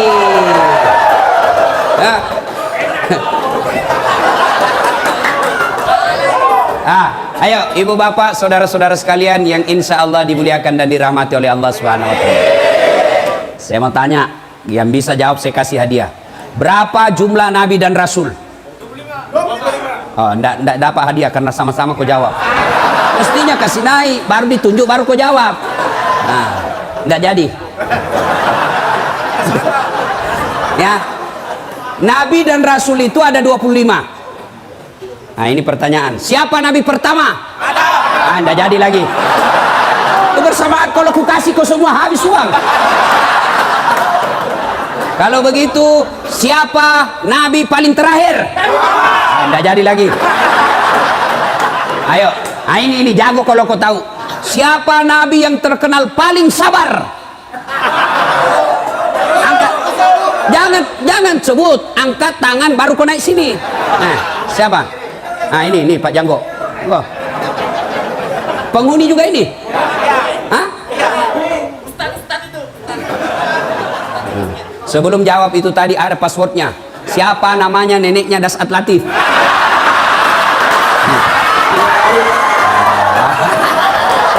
Ayo, siapa nabi paling terkenal sabar? Nabi Ayub. Nabi Ayub alaihi salam. Coba saya lihat.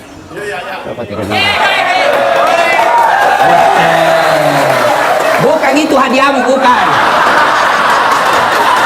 Ini hadiahnya. Ayo.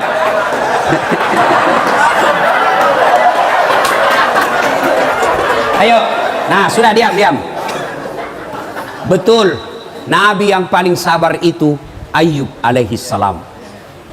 Ya. Saudara-saudara sekalian, tidak ada orang tidak ada masalahnya. Ya. Kok kira saya Ustadz tidak ada masalah? Oh, masalah besar. Apa masalahku? Mau kawin lagi tapi takut sama istriku. Oh, masalah itu masalah. Masalah. Ayo. Kalian semua apa masalahmu sekarang? Hah? Mau keluar.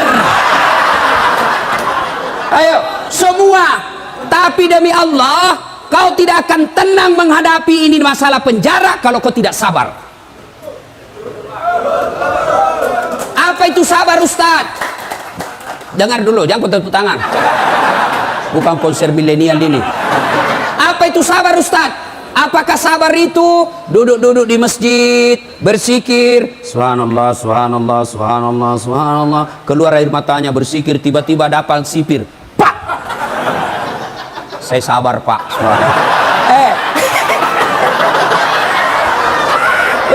Bukan sabar namanya itu, dongo. Masa tidak ada salata ditempelin kita melawan? Iya. Lalu mana itu sabar? Dengar mako. Ini manusia sabar. Dengar ini ceritanya Nabi Ayub. Ayub alaihissalam diberi rezeki oleh Allah berlimpah. Mega duit nah. Banyak orang bugis sini. Oh, kasih malu lagi saya. Saya ini tadi malam bangga juga di majelis taklim itu banyak orang Bugis. Saya pergi di majelisnya Gurudin, banyak juga orang Bugis. Saya pergi ke Bontang, banyak juga orang Bugis. Begitu masuk penjara, banyak juga orang Bugis.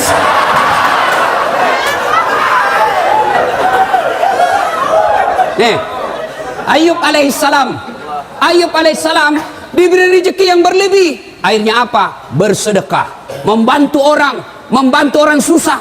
Seluruh orang memuji kecuali iblis. Malaikat memuji, iblis berkata, tidak. Ayub dia hebat begitu, dia taat beribadah, dia taat bersedekah karena dia kaya. Coba kalau dia miskin. Allah berfirman, tidak, dia memang baik agamanya, bukan karena dia kaya. Kata iblis, tidak, kasih saya waktu, saya coba dia. Kata Allah, silakan, coba mako. Dicoba Ayub alaihissalam, habis niaganya, terbakar dia punya kebun, mati semua binatang ternaknya karena penyakit, jatuh miskin, bangkrut. Tapi ketika dia bangkrut, tetap berzikir. Datang iblis, Ayub, apalagi kau puji-puji Tuhanmu itu? Sudah diambil semua hartamu, untuk apa kau puji? Berhenti kau puji itu Tuhanmu. Apa kata Ayub alaihissalam? Alhamdulillah, sempat kaya. Berapa banyak orang dari lahir sampai mati miskin-miskin masuk penjara lagi.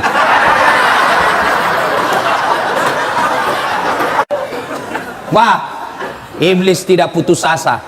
Allah berfirman, apa? Kau lihat toh, hebat memang itu Ayub. Bukan karena dia kaya, memang agamanya bagus. Kata iblis, tidak ya Allah, dia soleh seperti itu karena dia punya anak. Coba kalau tidak ada anaknya, tidak mungkin dia baik agamanya begitu. Kata Allah, kau teslah. Akhirnya diberikan kewenangan, meninggal anaknya Ayub. Datang lagi iblis, Yub, sudahlah, apalagi kau sembah itu Tuhanmu, hartamu semua diambil, itu sekarang anakmu diambil lagi. Itu apa kau? Tuhan apa itu? Berhenti kau sembah. Apa kata Ayub? Alhamdulillah, sampai kau punya anak. Berapa banyak orang dari lahir, menikah, sampai sekarang tidak punya anak. Saya alhamdulillah sudah punya anak, saya rasakan. Langsung Nabi bilang mahasiswaku, saya juga Ustaz, sudah mau 25 tahun, umurku tidak ada anakku. Kan tidak ada istrimu dong kok. Bagaimana mau ada anakmu dan tidak ada istrimu? Tapi ada lebih hebat, tidak ada suaminya, ada anaknya. Lebih hancur lagi ini. Barangkali ada di sini, meninggalkan jejak. Cilaka. Oh, Ayub tetap beribadah. Allah berfirman, apa? Kau lihat toh, sudah ada hartanya habis, anaknya sudah tidak ada, tetap beribadah. Kata iblis, tidak ya Allah, dia begitu karena dia sehat. Coba kalau dia sakit. Akhirnya Allah berfirman, kau lihat tes aku sendiri. Akhirnya Ayub alaihissalam sakit. Apa Ayub berhenti beribadah? Tidak. Datang lagi iblis, Ayub, apa lagi itu? Kau sudah habis hartamu, anakmu diambil, sekarang kau sakit lagi, berhenti kau sembah Allah. Apa dia bilang? Alhamdulillah, saya sempat sehat. Berapa banyak orang dari lahir sampai mati sakit terus. Nabi bilang mahasiswaku, saya Ustaz juga. Kenapa kau sakit? Nasihat kau di situ. Sakit hati Ustaz. Saya punya program di Makassar, namanya Makassar Hapus Tato. Alhamdulillah sekarang sudah lebih 500 orang saya hapus tatonya. Ya. Selesai hapus tato, ada yang datang, Ustaz, boleh bantu saya? Apa lagi dek? Sudah hilang tatomu toh? Iya Ustaz, tolong bantu saya hapus masa laluku.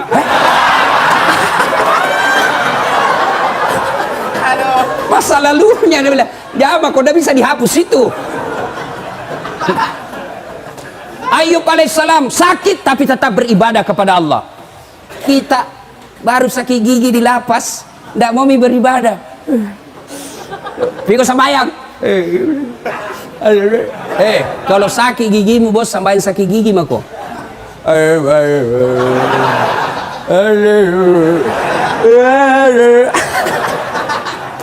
Ayo, sudah sabar Ayub alaihissalam. Lalu Allah berfirman, apa? Kau lihat toh, habis hartanya, anaknya wafat, sakit lagi, dia tetap beribadah. Hebat memang Ayub. Apa kata iblis? Tidak, dia begitu karena dicintai oleh rakyatnya. Coba kalau tidak ada temannya, habis tidak dia beribadah lagi. Allah berfirman, kau tes nih. Akhirnya apa?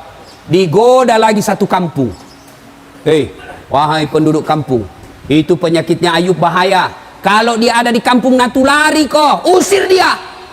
Datang kepala desa, Ayub, tolong tinggalkan kampung. Kasihan, saya lagi sakit. Kami tidak peduli, kau tinggalkan kampung. Tega kau begitu. Selama ini saya bantu kalian. Tolong angkat tangan yang tidak pernah saya bantu di sini. Semua diam, karena mereka ternyata pernah semua dibantu Nabi Ayub. Masa pada saat saya sakit begini kau mau tinggalkan saya? Dengar ini istri-istri di luar. Ketika ada suamimu cari nafkah, kau sayang. Begitu masuk lapas,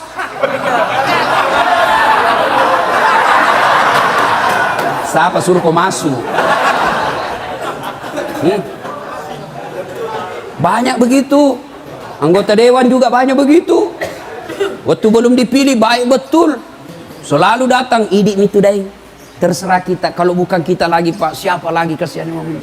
Saya serahkan jiwa ragaku untuk Bapak lah orang yang baik. Ini kartu nama saya Pak. Kalau ada masalah telepon saja saya, 24 jam saya. Masalah, tidak ada masalah Pak. Begitu terpilih, nah ganti nomor HP-nya. Ya. Ayub alaihissalam tetap beribadah. Diusir, ditinggalkan kampungnya. Tapi tetap beribadah. La ilaha illallah. Tiada Tuhan selain Allah. Jangan sembah kecuali Allah. Iblis penasaran. Lalu Allah berfirman apa? Hebat toh? Semua yang kau curigai sudah bagus. Tidak, kata iblis, dia begitu karena ada istrinya. Coba kalau tidak ada istrinya. Dia bilang Allah, tidak, memang dia baik. Akhirnya digoda istrinya. Bu, Piko goda itu suamimu. Akhirnya istrinya goda. Bang, abang kan Nabi, berdoalah supaya Allah sembuhkan penyakitmu. Dengar apa jawaban Nabi Ayub. Saya malu berdoa kepada Allah. Saya malu minta kepada Allah. 81 tahun saya sehat. Saya baru sakit 16 tahun. 16 tahun saya sakit. Masih lebih lama saya sehat daripada sakit. Saya malu ketemu Allah. Dengar ini. Kalian baru 1 tahun dalam penjara. Bebas selama ini 50 tahun. Kau lupa itu 50 tahun. Kenapa saya masuk penjara? Bleh. Ayo, jangan pernah lupakan nikmat Allah. Kenapa kau masuk di sini? Karena Allah ingin sayang sama kalian. Coba kalau masih di luar, overdosis, mati kafir kamu.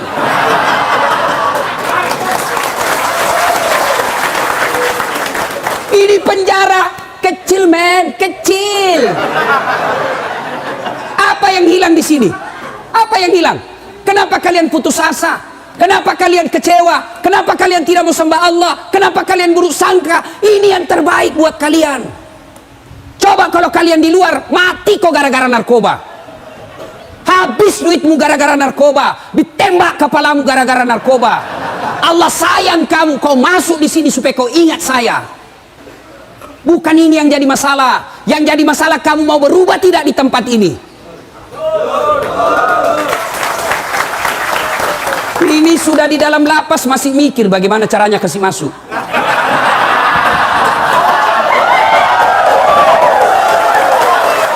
Dongo itu namanya. Lihat siapa sipir bisa diajak kerjasama.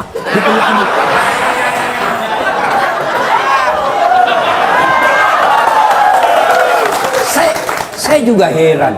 Kenapa bisa ada masuk nak ketatnya mamu itu masuk.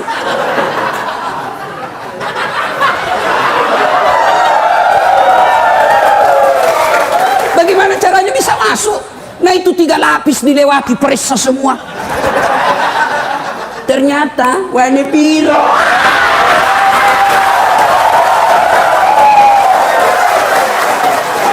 Hei, dengar kalian semua. Tidak ada manusia yang tidak senang duit. Termasuk itu petugas. Bisa jadi dia baik, tapi istrinya goda dia. Apa kek? Sudah lama kita menikah, tidak ada gelangku. Ayo, maka siapa yang rugi? Kalian yang rugi. Sadar kalian, Allah tegur kamu, masuk kok di sini supaya kau baik. Jadi kalau kau sudah lepas dari sini masih tetap narkoba dan di dalam masih kau narkoba, kau aslinya binatang. Maka sampai di sini berubah kok bos. Allah sayang kamu diparkir di sini.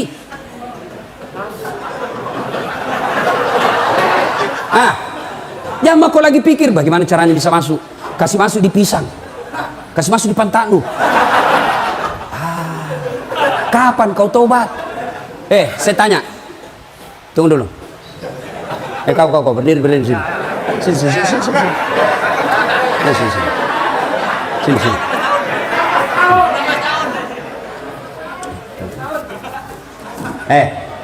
Waktu kau masuk di sini ada telinga atau tidak? Ada. Sekarang periksa, masih ada telingamu? Masih ada. Ayo, dia masuk ada telinga. Sekarang sampai sekarang masih ada telinga. Waktu masuk di sini ada matamu? Ada. Sekarang masih ada? Masih ada. Masih ada matanya. Pegang beda itu jenis kelaminmu? Ada atau tidak? Ada. Tetap ada. Lalu apa yang jadi masalah? Kau masuk di sini tidak ada yang kurang. Satu saja yang kurang. Kau tidak bisa keluar dari pagar ini. Kau mau sholat boleh, kau mau puasa boleh, kau mau tahajud boleh, kau mau ngaji boleh, kau mau apa makan gratis. Ayo, turun nih. Apalagi bos? Kecuali kau masuk penjara dicabut telingamu satu, itu kau mikir. Kecuali kau masuk penjara dicabut matamu dua, itu kau mikir. Kau masuk penjara di sini sama kau masuk sama kau keluar. Yang rugi kalau kau masuk di sini 15 tahun tidak ada perubahan ibadah yang kau lakukan. Itu rugi kamu. Kau kira saya yang di luar lebih mulia daripada kalian? Belum tentu. Biar dia di luar, tapi dia ngedar narkoba, banyak duitnya, banyak rumahnya, bagus mobilnya, tapi tetap ngedar. Kalian yang di luar lebih hina daripada mereka di dalam.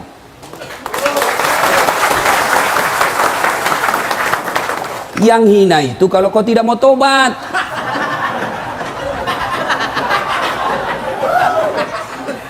Sadar bos. Akhirnya Ayub alaihissalam apa? Digoda istrinya. Akhirnya dia bilang istrinya, capek kak kalau begitu, tidak bisa kak urus kau yang. Kau tidak mau, saya tinggalkan kau. Dia bilang suaminya, Nabi Ayub, baiklah, silakan kau pergi. Tapi kalau kau pergi dan kau tinggalkan saya, besok-besok saya sembuh, kau datang, saya cambuk kau 100 kali. Pergi. Setelah itu Ayub alaihissalam diusir, tinggal di tengah padang pasir. Tengah padang pasir lagi sakit, yang menurut ilmu medis sampai detik ini belum ada orang sakitnya seperti sakitnya Nabi Ayub. Di tengah padang pasir, tidak ada temannya, panas. Lalu Allah tetap memuji Ayub alaihissalam. Lolos dari ujiannya, Allah perintahkan kepada malaikat Jibril, Jibril, kau turun hentakkan kakinya Ayub alaihissalam, patokai, plak. Hentakkan kakinya di pasir. Dihentakkan kakinya di pasir, muncul air. Lalu bajunya Ayub diambil untuk menutupi air itu. Lalu Allah perintahkan, Ayub, usapkan seluruh badanmu yang sakit dari kain yang basah itu. Dia usap seluruhnya, dengan izin Allah sembuh. Ayub alaihissalam kemudian setelah sembuh, berupaya kembali, berdagang kembali, berniaga kembali, sukses. Ketika sukses, datang lagi istrinya. Ayub alaihissalam sukses, datang lagi istrinya. Nah, ini kan istri juga ada yang begini. Ketika kita baik, senang. Ketika kita susah, dia tinggalkan kita. Pasti ada yang alami. Pasti ada. Pelan-pelan apa bos? Kau yang salah. Apa? Istri cantik, masih muda. Kita kena vonis 10 tahun. Ketemu pantannya, ikhlas mako saja. Apa boleh buat? Inilah akibat kesalahan. Tidak mungkin istrimu di luar yang masih 25 tahun, cantik pula, masih muda, kau mau dia ditunggu 10 tahun. Perempuan jarang yang mau itu. Pasti dia bilang, goodbye my darling. Ku sayang kok kak, tapi apa boleh buat, saya tidak bisa kesepian di rumah. Daripada saya selingkuh, lebih baik kau ceraikan saya baik-baik, saya menikah dengan laki-laki baik-baik, saya doakan kau mudah-mudahan kau keluar dapat perempuan lebih baik dari saya. Kalau kau gelisah, nalah ni beda ikut tahu. sudah. Makanya itu kau yang salah. Jangan salahkan istrimu. Maka ketika gelisah kau seperti ini, kau tobat. Yang kau pikir bagaimana saya lari. Bagaimana saya lari? Kau lari keluar, tidak mungkin mau istrimu. Kenapa kau buronan? Jelas? Jadi kalau ada begini, Ayub ditinggal istrinya, setelah sukses datang lagi. Memang ada perempuan begini, memang ada. Datanglah istrinya, yang maafkan saya ya. Saya hilaf. Saya tidak tahan waktu itu bang. Kada menahan jar. Dia bilang Nabi Ayub, oke, saya maafkan kau, tapi kau masih ingat sumpahku, kalau kau pulang saya cambuk kau 100 kali. Sekarang saya harus cambuk kau 100 kali. Lalu Nabi Ayub, jangan kau lagi salah paham ah? Dia bilang, oke, kita janji ya, kau mengkhianat, saya keluar nanti ku cambuk kau 100 kali. Masuk kau lagi penjara. Nabi Ayub alaihissalam datang istrinya, dia ambil cambuk, dia mau cambuk istrinya 100 kali. Gimana caranya? Dia kumpul lidi. Tahu lidi? Tahu. Lidi yang kecil-kecil 100 batang, lalu diikat menjadi satu, lalu dia pukul istrinya. Di mana dia pukul istrinya? Di telapak kakinya. Sayangku, kau pernah berdurhaka, saya pukul kau 100 kali ya. Angkat telapak kaki kata ya. Nah, selesai. Memukul bukan untuk menyakiti, tapi memukul karena rasa cinta. Ini kau dipukul kau sekarang ini. Allah pukul kamu sekarang ini, bukan dipukul di tinju mukamu. Tidak mentang-mentang saya pukul kau 100 kali, papak.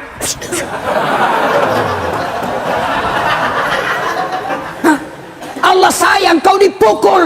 Untuk apa? Kau ingat. Maka masuk di sini bos, tobat. Tobat, tidak ada pilihan. Sabar. Kita gelisah dengar berita anakmu begini. Inna lillahi wa inna ilaihi raji'un. Apa boleh buat? Ini hukumanku. Mudah-mudahan saya dihukum di sini menghapus dosa masa laluku. Bos, kalau kau begitu tenang hatimu di penjara. Masuk pagi kau pergi olahraga, futsal, pak, sehat kamu. Kalau kau di tempat tidur berpikir bagaimana caranya saya bisa lari. Oh, jam sekian enggak bisa kau tidur dong. Pasrah kau saja. Kau dengar lagi istrimu. Oh, istrimu dibonceng cowok gagahnya.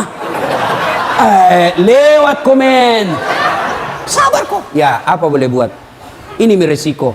Supaya istriku tidak berbuat maksiat. Insya Allah bulan depan saya ceraikan dia baik-baik. Supaya dia tidak berdosa dan saya juga tenang perasaanku. Kalau kau diponis 15 tahun, istrimu masih muda, bahaya itu. Tapi kalau istrimu sudah 70 tahun, kau diponis 3 tahun, tiba-tiba dia mau menikah lagi, pasti kau bilang segerami dia.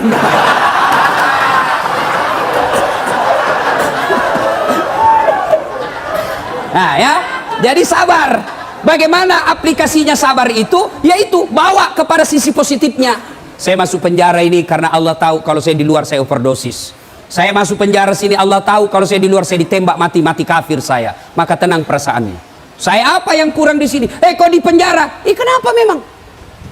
Saya akui saya salah. Ya memang inilah. Mudah-mudahan saya di penjara lepas dosa-dosaku daripada yang di luar koruptor, sogok kiri kanan, tidak pernah bertobat, tidak pernah masuk penjara, mati kau di penjara di dunia. Tidak ada artinya ketimbang penjaranya akhirat. Kalau api di dunia bos kecil. Api neraka 69 kali panasnya api di dunia. Ada di sini ada tato, mau dihapus tatonya? Ada. Coba kau kasih rokok. Bisa kok? Bisa. Bos, itu baru rokok. Itu api neraka 69 kali panasnya itu api di dunia. Baru rokok itu lompat mako.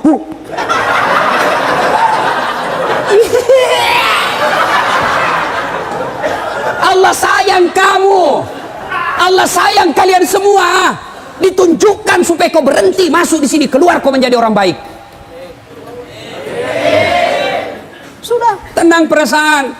Yang kedua, selama kau di sini bertobat, Bagaimana cara bertobatnya Ustaz?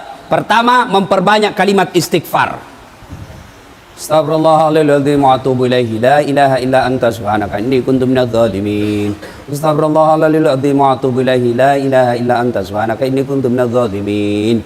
Terlalu panjang Ustaz, yang pendek mau Astaghfirullahaladzim wa atubu ilaihi, Astaghfirullahaladzim wa atubu ilaihi. Masih panjang Ustaz, yang paling pendek Astagfirullah, astagfirullah, astagfirullah, astagfirullah, astagfirullah. Sore waktu paling baik istighfar itu selesai sholat maghrib. Tahu Nabi Muhammad SAW? Nabi Muhammad itu tidak ada dosanya, dijamin pasti masuk surga. Tapi kata Nabi, satu kali beliau duduk 100 kali istighfar. Tidak ada dosanya itu Nabi, tapi satu kali duduk 100 kali istighfar. Maka kalian kalau mau manfaat ini tempat, tidak ada kegiatan, kau duduk sambil lihat-lihat taman, sambil apa di dalam, kau istighfar. Astagfirullah, astagfirullah. Boleh juga. Astaghfirullah Rabbal baraya, astaghfirullah minal khataya, astaghfirullah Rabbal baraya, astaghfirullah minal khataya. Itu ulang-ulang. Kau sedih, kau bayangkan lagi dosamu, istighfar. Kau bayangkan susahnya anakmu di luar, kasihan, kau sedih, perasaanmu tidak tega lihat anak kita sengsara, istighfar. Apa daya, inilah Allah kasih kita. Dalam hidup ini orang beriman itu ada 6 imannya. Rukun iman itu ada 6. Satu diantaranya percaya kepada qada dan qadar, takdir baik maupun takdir buruk. Takdir baikmu ketika kau nikah, takdir burukmu kau ada di sini. Kau harus terima. Mau apa? Tidak ada orang suka di penjara, tapi inilah takdirnya. Tidak ada orang kena mau senang di sini, tapi ini Allah kasih. Oke, innalillahi wa inna ilaihi raji'un. Perbanyak saja istighfar. Astagfirullahaladzim wa atubu ilaih. Astagfirullahaladzim wa atubu ilaih. Astagfirullahaladzim. Tiba-tiba cewek penghuni, ada juga penghuni perempuan sini? Oh, tidak ada? Ah, syukurlah. Kalau tiba-tiba lihat film-film porno, kau siksa dirimu itu bos. Itu namanya kau cari penyakit. Jangan kau nonton. Selama kau tidak nonton, kau tidak akan pikir. Selama kau nonton terus, hancur kau. Maka berhenti kau nonton. Sekamarku Ustaz, saya tidak nonton tapi saya dengari. Tutup telingamu. Ya, istighfar saja. Astagfirullah, astagfirullah, astagfirullah. Begitu ada rasa sedih, rasa cemas, ada pikiran galau, istighfar. Astagfirullah, astagfirullah, astagfirullah.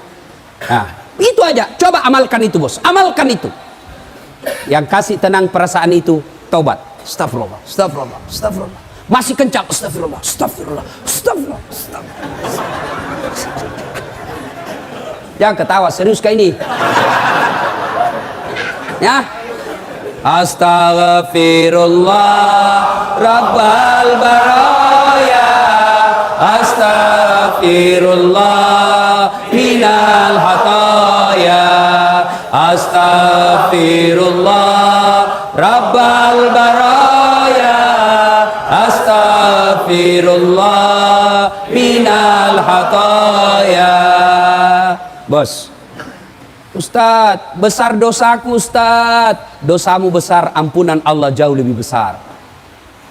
Dalam hadits qudsi Allah jelaskan, andai kau datang membawa dosa, penuh langit, penuh bumi dosamu, wala tayasu min rauhillah, kata Allah. Jangan kau putus asa, jangan kau kecil hati. Dosamu besar, ampunanku jauh lebih besar daripada dosamu. Coba. Jadi yang masalah bukan dosa. Yang jadi masalah, mau ndak kau bertobat? Mana ada manusia tidak ada dosanya? Ini malah muka-muka penuh dosa semua kita, Pak. Jangankan kita, jangankan kalian para pengedar, para pemakai, para penyogok dan disogok. Nabi, para nabi dan rasul ada dosanya. Nabi itu bos, ada dosanya. Nabi, apalagi kalian yang tidak pernah mengaji.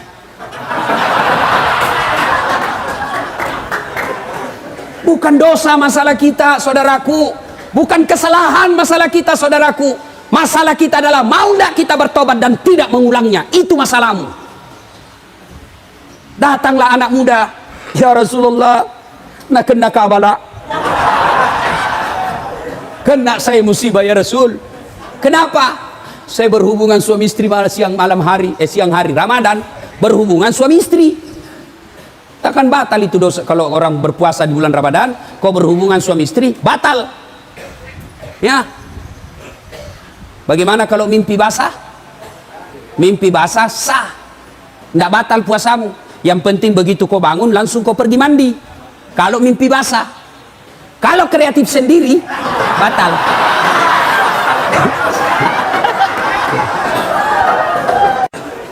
Ya Rasulullah, nak kena kabala, saya kena musibah. Kenapa? Saya berhubungan suami istri di siang hari. Kata Nabi, wah, besar dosamu bos. Kau puasa 60 hari berturut-turut, kafarat namanya. Berapa ya Rasul? 60 hari berturut-turut. Bah, tidak salah. 1 bulan saja saya lepas. Apalagi 2 bulan, mati saya ya Rasul. Kata Nabi, kalau begitu kau kasih makan fakir miskin di kampungmu. Fakir miskin, iya. Kau pulang kampungmu kasih makan. Saya orang miskin ya Rasul. Kata Nabi, ya baiklah, ambil kurma Nabi, ambil roti, bawa pulang, cari orang miskin di kampungmu kasih makan ini. Kata ini orang, saya yang paling miskin di kampungku. Ini biasa bilang tadi, sudah miskin kurang ngajar lagi. Kalau kau miskin jangan kau banyak gayamu.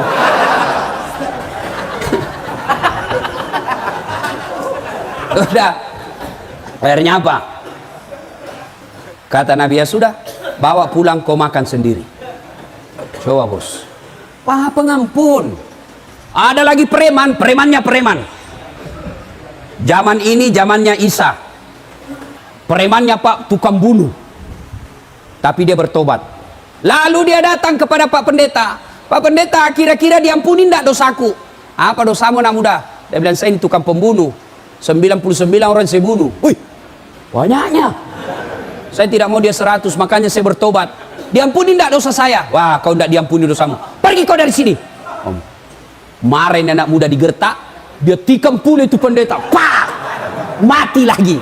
Tapi dia tidak putus asa. Dia cari pendeta yang lain. Pak Pendeta, kira-kira diampuni tidak dosaku? Apa dosamu? Tadinya sebenarnya cuma 99 orang saya bunuh. Cuma ada di sana lagi kasih jengkel saya. Cukup 100. Kira-kira diampuni tidak dosa saya? Kata pendeta ini, anak muda, dosamu besar, ampunan Allah jauh lebih besar. Kalau kau betul-betul bertobat, kau datang di sebelah desa, ada desa di situ tempatnya guru dan orang-orang bertobat, kau ke sana. Senangin anak muda, jalan sambil istighfar, astagfirullah, astagfirullah, alhamdulillah, Allah, alhamdulillah. Di perjalanan meninggal, belum sampai di tempat meninggal, ribut malaikat penjaga surga dan penjaga neraka. Kuis. Jangan jawab sama-sama, angkat tangan. Siapa yang tahu namanya malaikat penjaga surga? Ah, ini. Sini dulu, bos. Oh iya, di situ Bang Kong. Ridwan.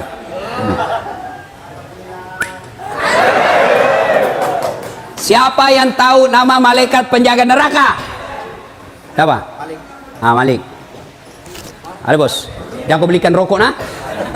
Ada merokok di sini? Banyak. Aduh, bos, berhenti merokok. Seluruh ulama di Timur Tengah mengatakan rokok itu haram. Bagaimana perasaanmu tenang kalau kau tidak mau berhenti merokok? Nah, bilang justru kalau saya merokok saya tenang. Itu setan, bos.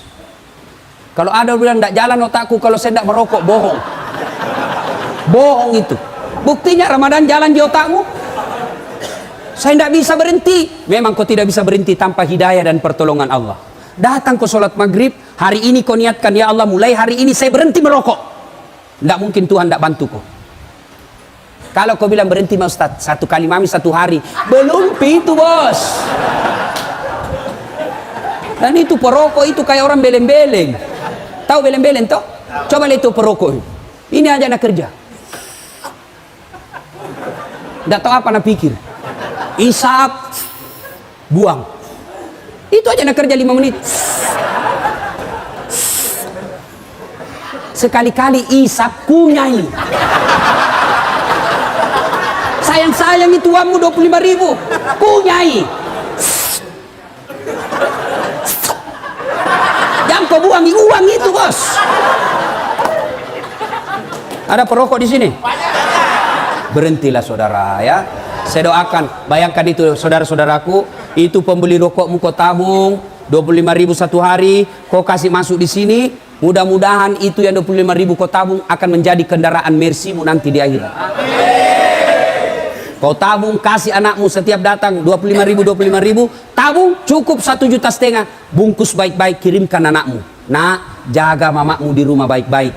Saya dosa nak, jangan kau ikuti saya sudah tahu ini akibat saya salah. Saya percayakan kamu sebagai kepala rumah tangga nak, ini uangku 1 juta sebagai wujud penyesalanku kepadamu. Keluar itu air matanya anakmu, baca itu suratmu.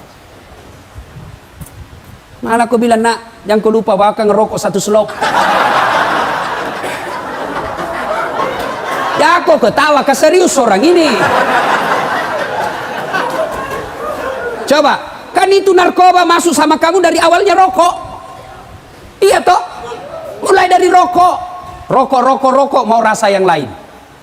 Penasaran. Tadinya nak kasih gratis kok. Sudah kecanduan, bima kau cari. Kenapa tahu Ustaz? Ku baca. Yang kau lagi bilang saya pelaku. Bisanya itu. Tuh. 2. Cara bertobat yang pertama istighfar. Pak, amalkan coba hari ini. Kalau kau gelisah, tidak tenang perasaanmu, istighfar kok. Astagfirullahaladzim. Kalau nak kopi korang, deh soalim, biar mi bos, aku kasih. Astagfirullah. Soalim biar kampunganmu biar mi daripada kau tidak ada kampungmu. 2. Cara bertobat yang kedua, setelah memperbanyak istighfar, cara kedua adalah memperbanyak sholat sunat taubat. Bagaimana caranya sholat sunat taubat? Sama sholat sunat yang lain, sama sholat taraweh, sama sholat tahiyatul masjid, sama, cuma beda niat. Kalau tahajud, niatnya tahajud. Duha, niatnya duha. Kalau tobat, niatnya tobat. Bagaimana niatnya? Niat itu Pak, tidak harus diucapkan. Tidak harus diucapkan oleh bibir. Niat itu bahasa hati, biar kau tidak ucapkan sah. Kalau mau ucapkan sholat taubat boleh, niatnya begini. Usalli sunatal taubat, rakataini lillahi ta'ala. Bahasa Indonesianya, saya niat sholat sunat taubat 2 rakaat. Sunnah hukumnya bagi saya lillahi ta'ala. Allahu Akbar. Saya bahasa Bugis, uniakan mas sampai sunat taubat 2 rakaat. Sunnah iri seseku sabah Allah ta'ala. Allahu Akbar. Sudah. Tidak hafal itu Ustaz, ambil jalan pintas. Berdiri tegak, menghadap kiblat. Baru bilang maki begini, Tuhan, sembahyang sunat taubat karena Allah.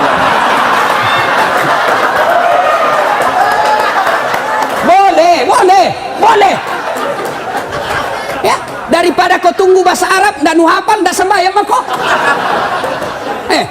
Kau tidak pernah sholat duha karena kau tidak hafal salinya, tidak pernah sholat tiba mati, tidak pernah kau tobat. Tobat sholat bahasa Indonesia saja. Tuhan, sembahyang sunat taubat karena Allah. Sudah, baca Al-Fatihah. Baca doa iftitah. Boleh tidak baca doa iftitah? Baca Al-Fatihah. Sudah itu baca surat pendek. Sudah itu ruku, naik sampai seperti rakaat biasa sholat. Coba 2 rakaat berikutnya ulang lagi. Tuhan, masih seperti yang tadi.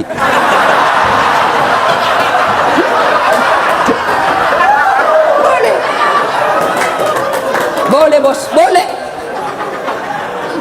Ada anak muda masuk masjid dalam.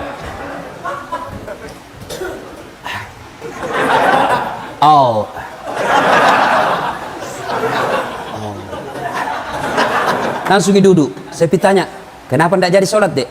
Ku lupa sallinya Ustaz. Tidak harus begitu. Berapa rakaat Ustaz? 2 sampai 6. Artinya 2 bagus, 4 lebih bagus, 6 lebih utama.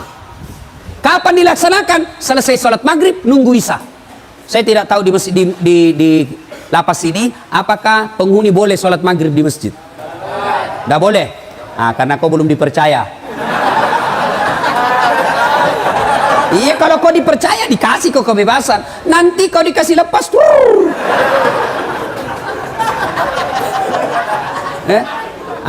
Tapi kan kau tidak dilarang sholat di ruangan toh? Tidak. Kau sholatlah di situ. Sholat maghrib 3 rakaat selesai, langsung kau sholat taubat. minta ampun kepada Allah. Salat taubat, kapan taubatnya Ustaz? Sujud terakhir. Sujud terakhir, kau taubat di situ. Bagaimana? Jangan kau pakai bahasa Arab. Nanti bingung malaikat. Kalau kau pakai bahasa Arab, tidak tahu artinya. Bingung malaikat. Apa maksudnya ini?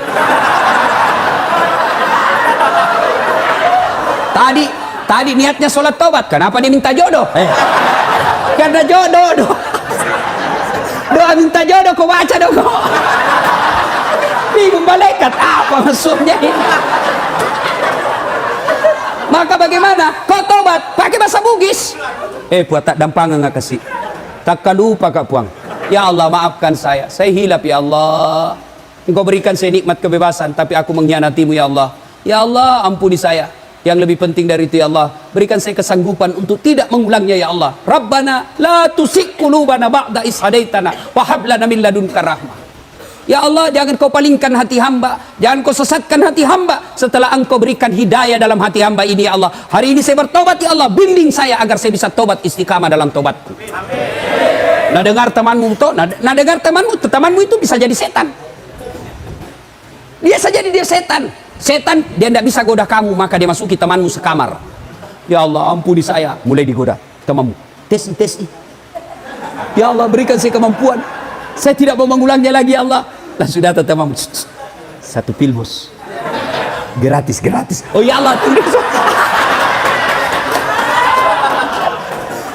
Ya, saudaraku, tidak ada yang bisa mengubah kalian kecuali diri kalian sendiri.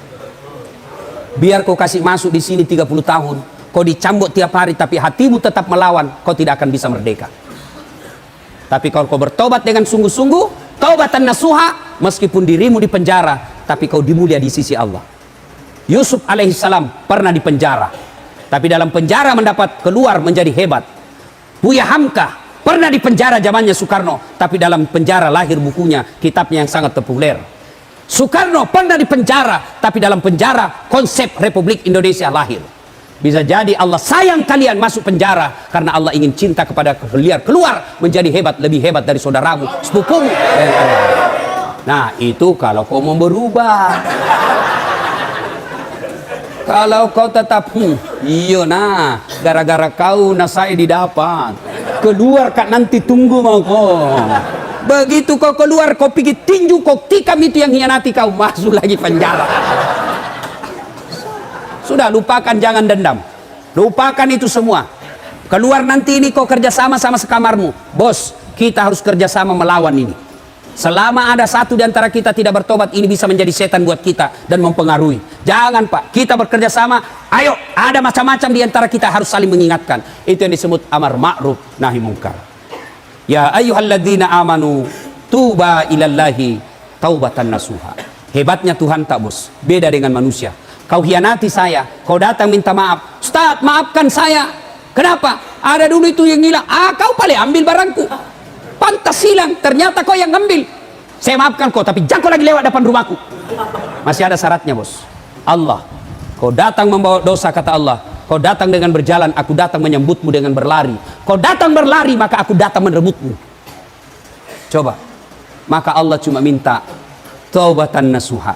Hebatnya Allah, kau banyak dosa, datang bertobat. Janji Allah, innallaha yuhibbut tawwabina. Saya cinta kepada hambaku yang bertobat. Inilah saja tausiah kita, mudah-mudahan ada manfaat. Saya perlu lurus. Woi, belum pi, jangan dulu berdiri. Belum. Bos, saya perlu luruskan. Tadi kan saya masuk itu dibilang, jangan cipika-cepiki, jabat tangan saja. Bukan sombong, bukan angkuh.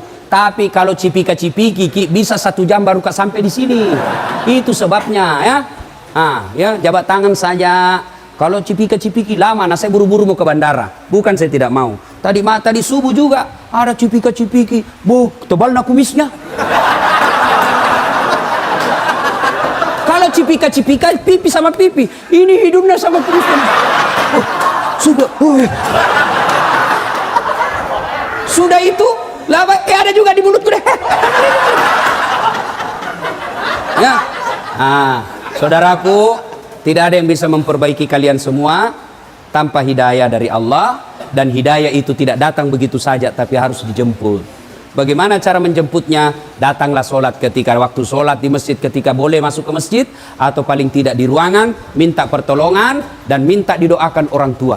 Datang orang tua tak perlu cium kakinya, perlu, maafkan kak, saya kasih malu ki selama ini, tapi doakan saya mak, mudah-mudahan saya dapat hidayah di tempat ini. Ibu tidak usah cemaskan saya, bos. Kau kira itu ringan melihat anak di penjara? Hah?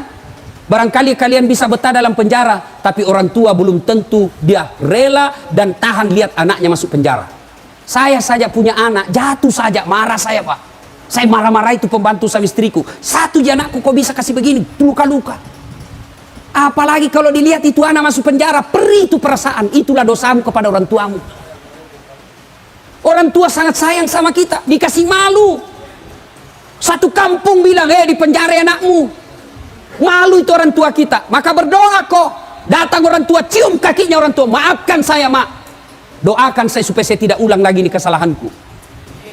Kalau orang tuamu sudah senang sama kamu, maka kasih tahu, mak, jangan kita terlalu sering datang ke sini. Ya, doakan saja saya tenang. Kan tidak gampang itu bos datang lihat. Malu rasanya kita. Satu-satunya lagi anak. Kau yang diharapkan menjadi orang baik, ternyata masuk penjara karena kehilafanmu, maka muliakan orang tuamu, minta maaf, lalu perbaiki, dan jangan kau selalu kasih berita jelek. Mak, dipukul kak lagi, jangan, karena pasti tidak bisa tenang kesian perasaannya. Mak, tenang maki, saya bisa hadapi hidupku, ini saya sudah dewasa, ibu tidak usah cemas, saya bisa hidup dalam sini, ibu tenang saja, doakan saja saya bisa beriman dengan baik. Ya, demikian, mudah-mudahan ada manfaat. Saya masih mau berlama-lama, tapi waktu jualah yang membatasi kita. Terima kasih kepada Ormas Pandawa, cocok itu ya? Pandawa berapa?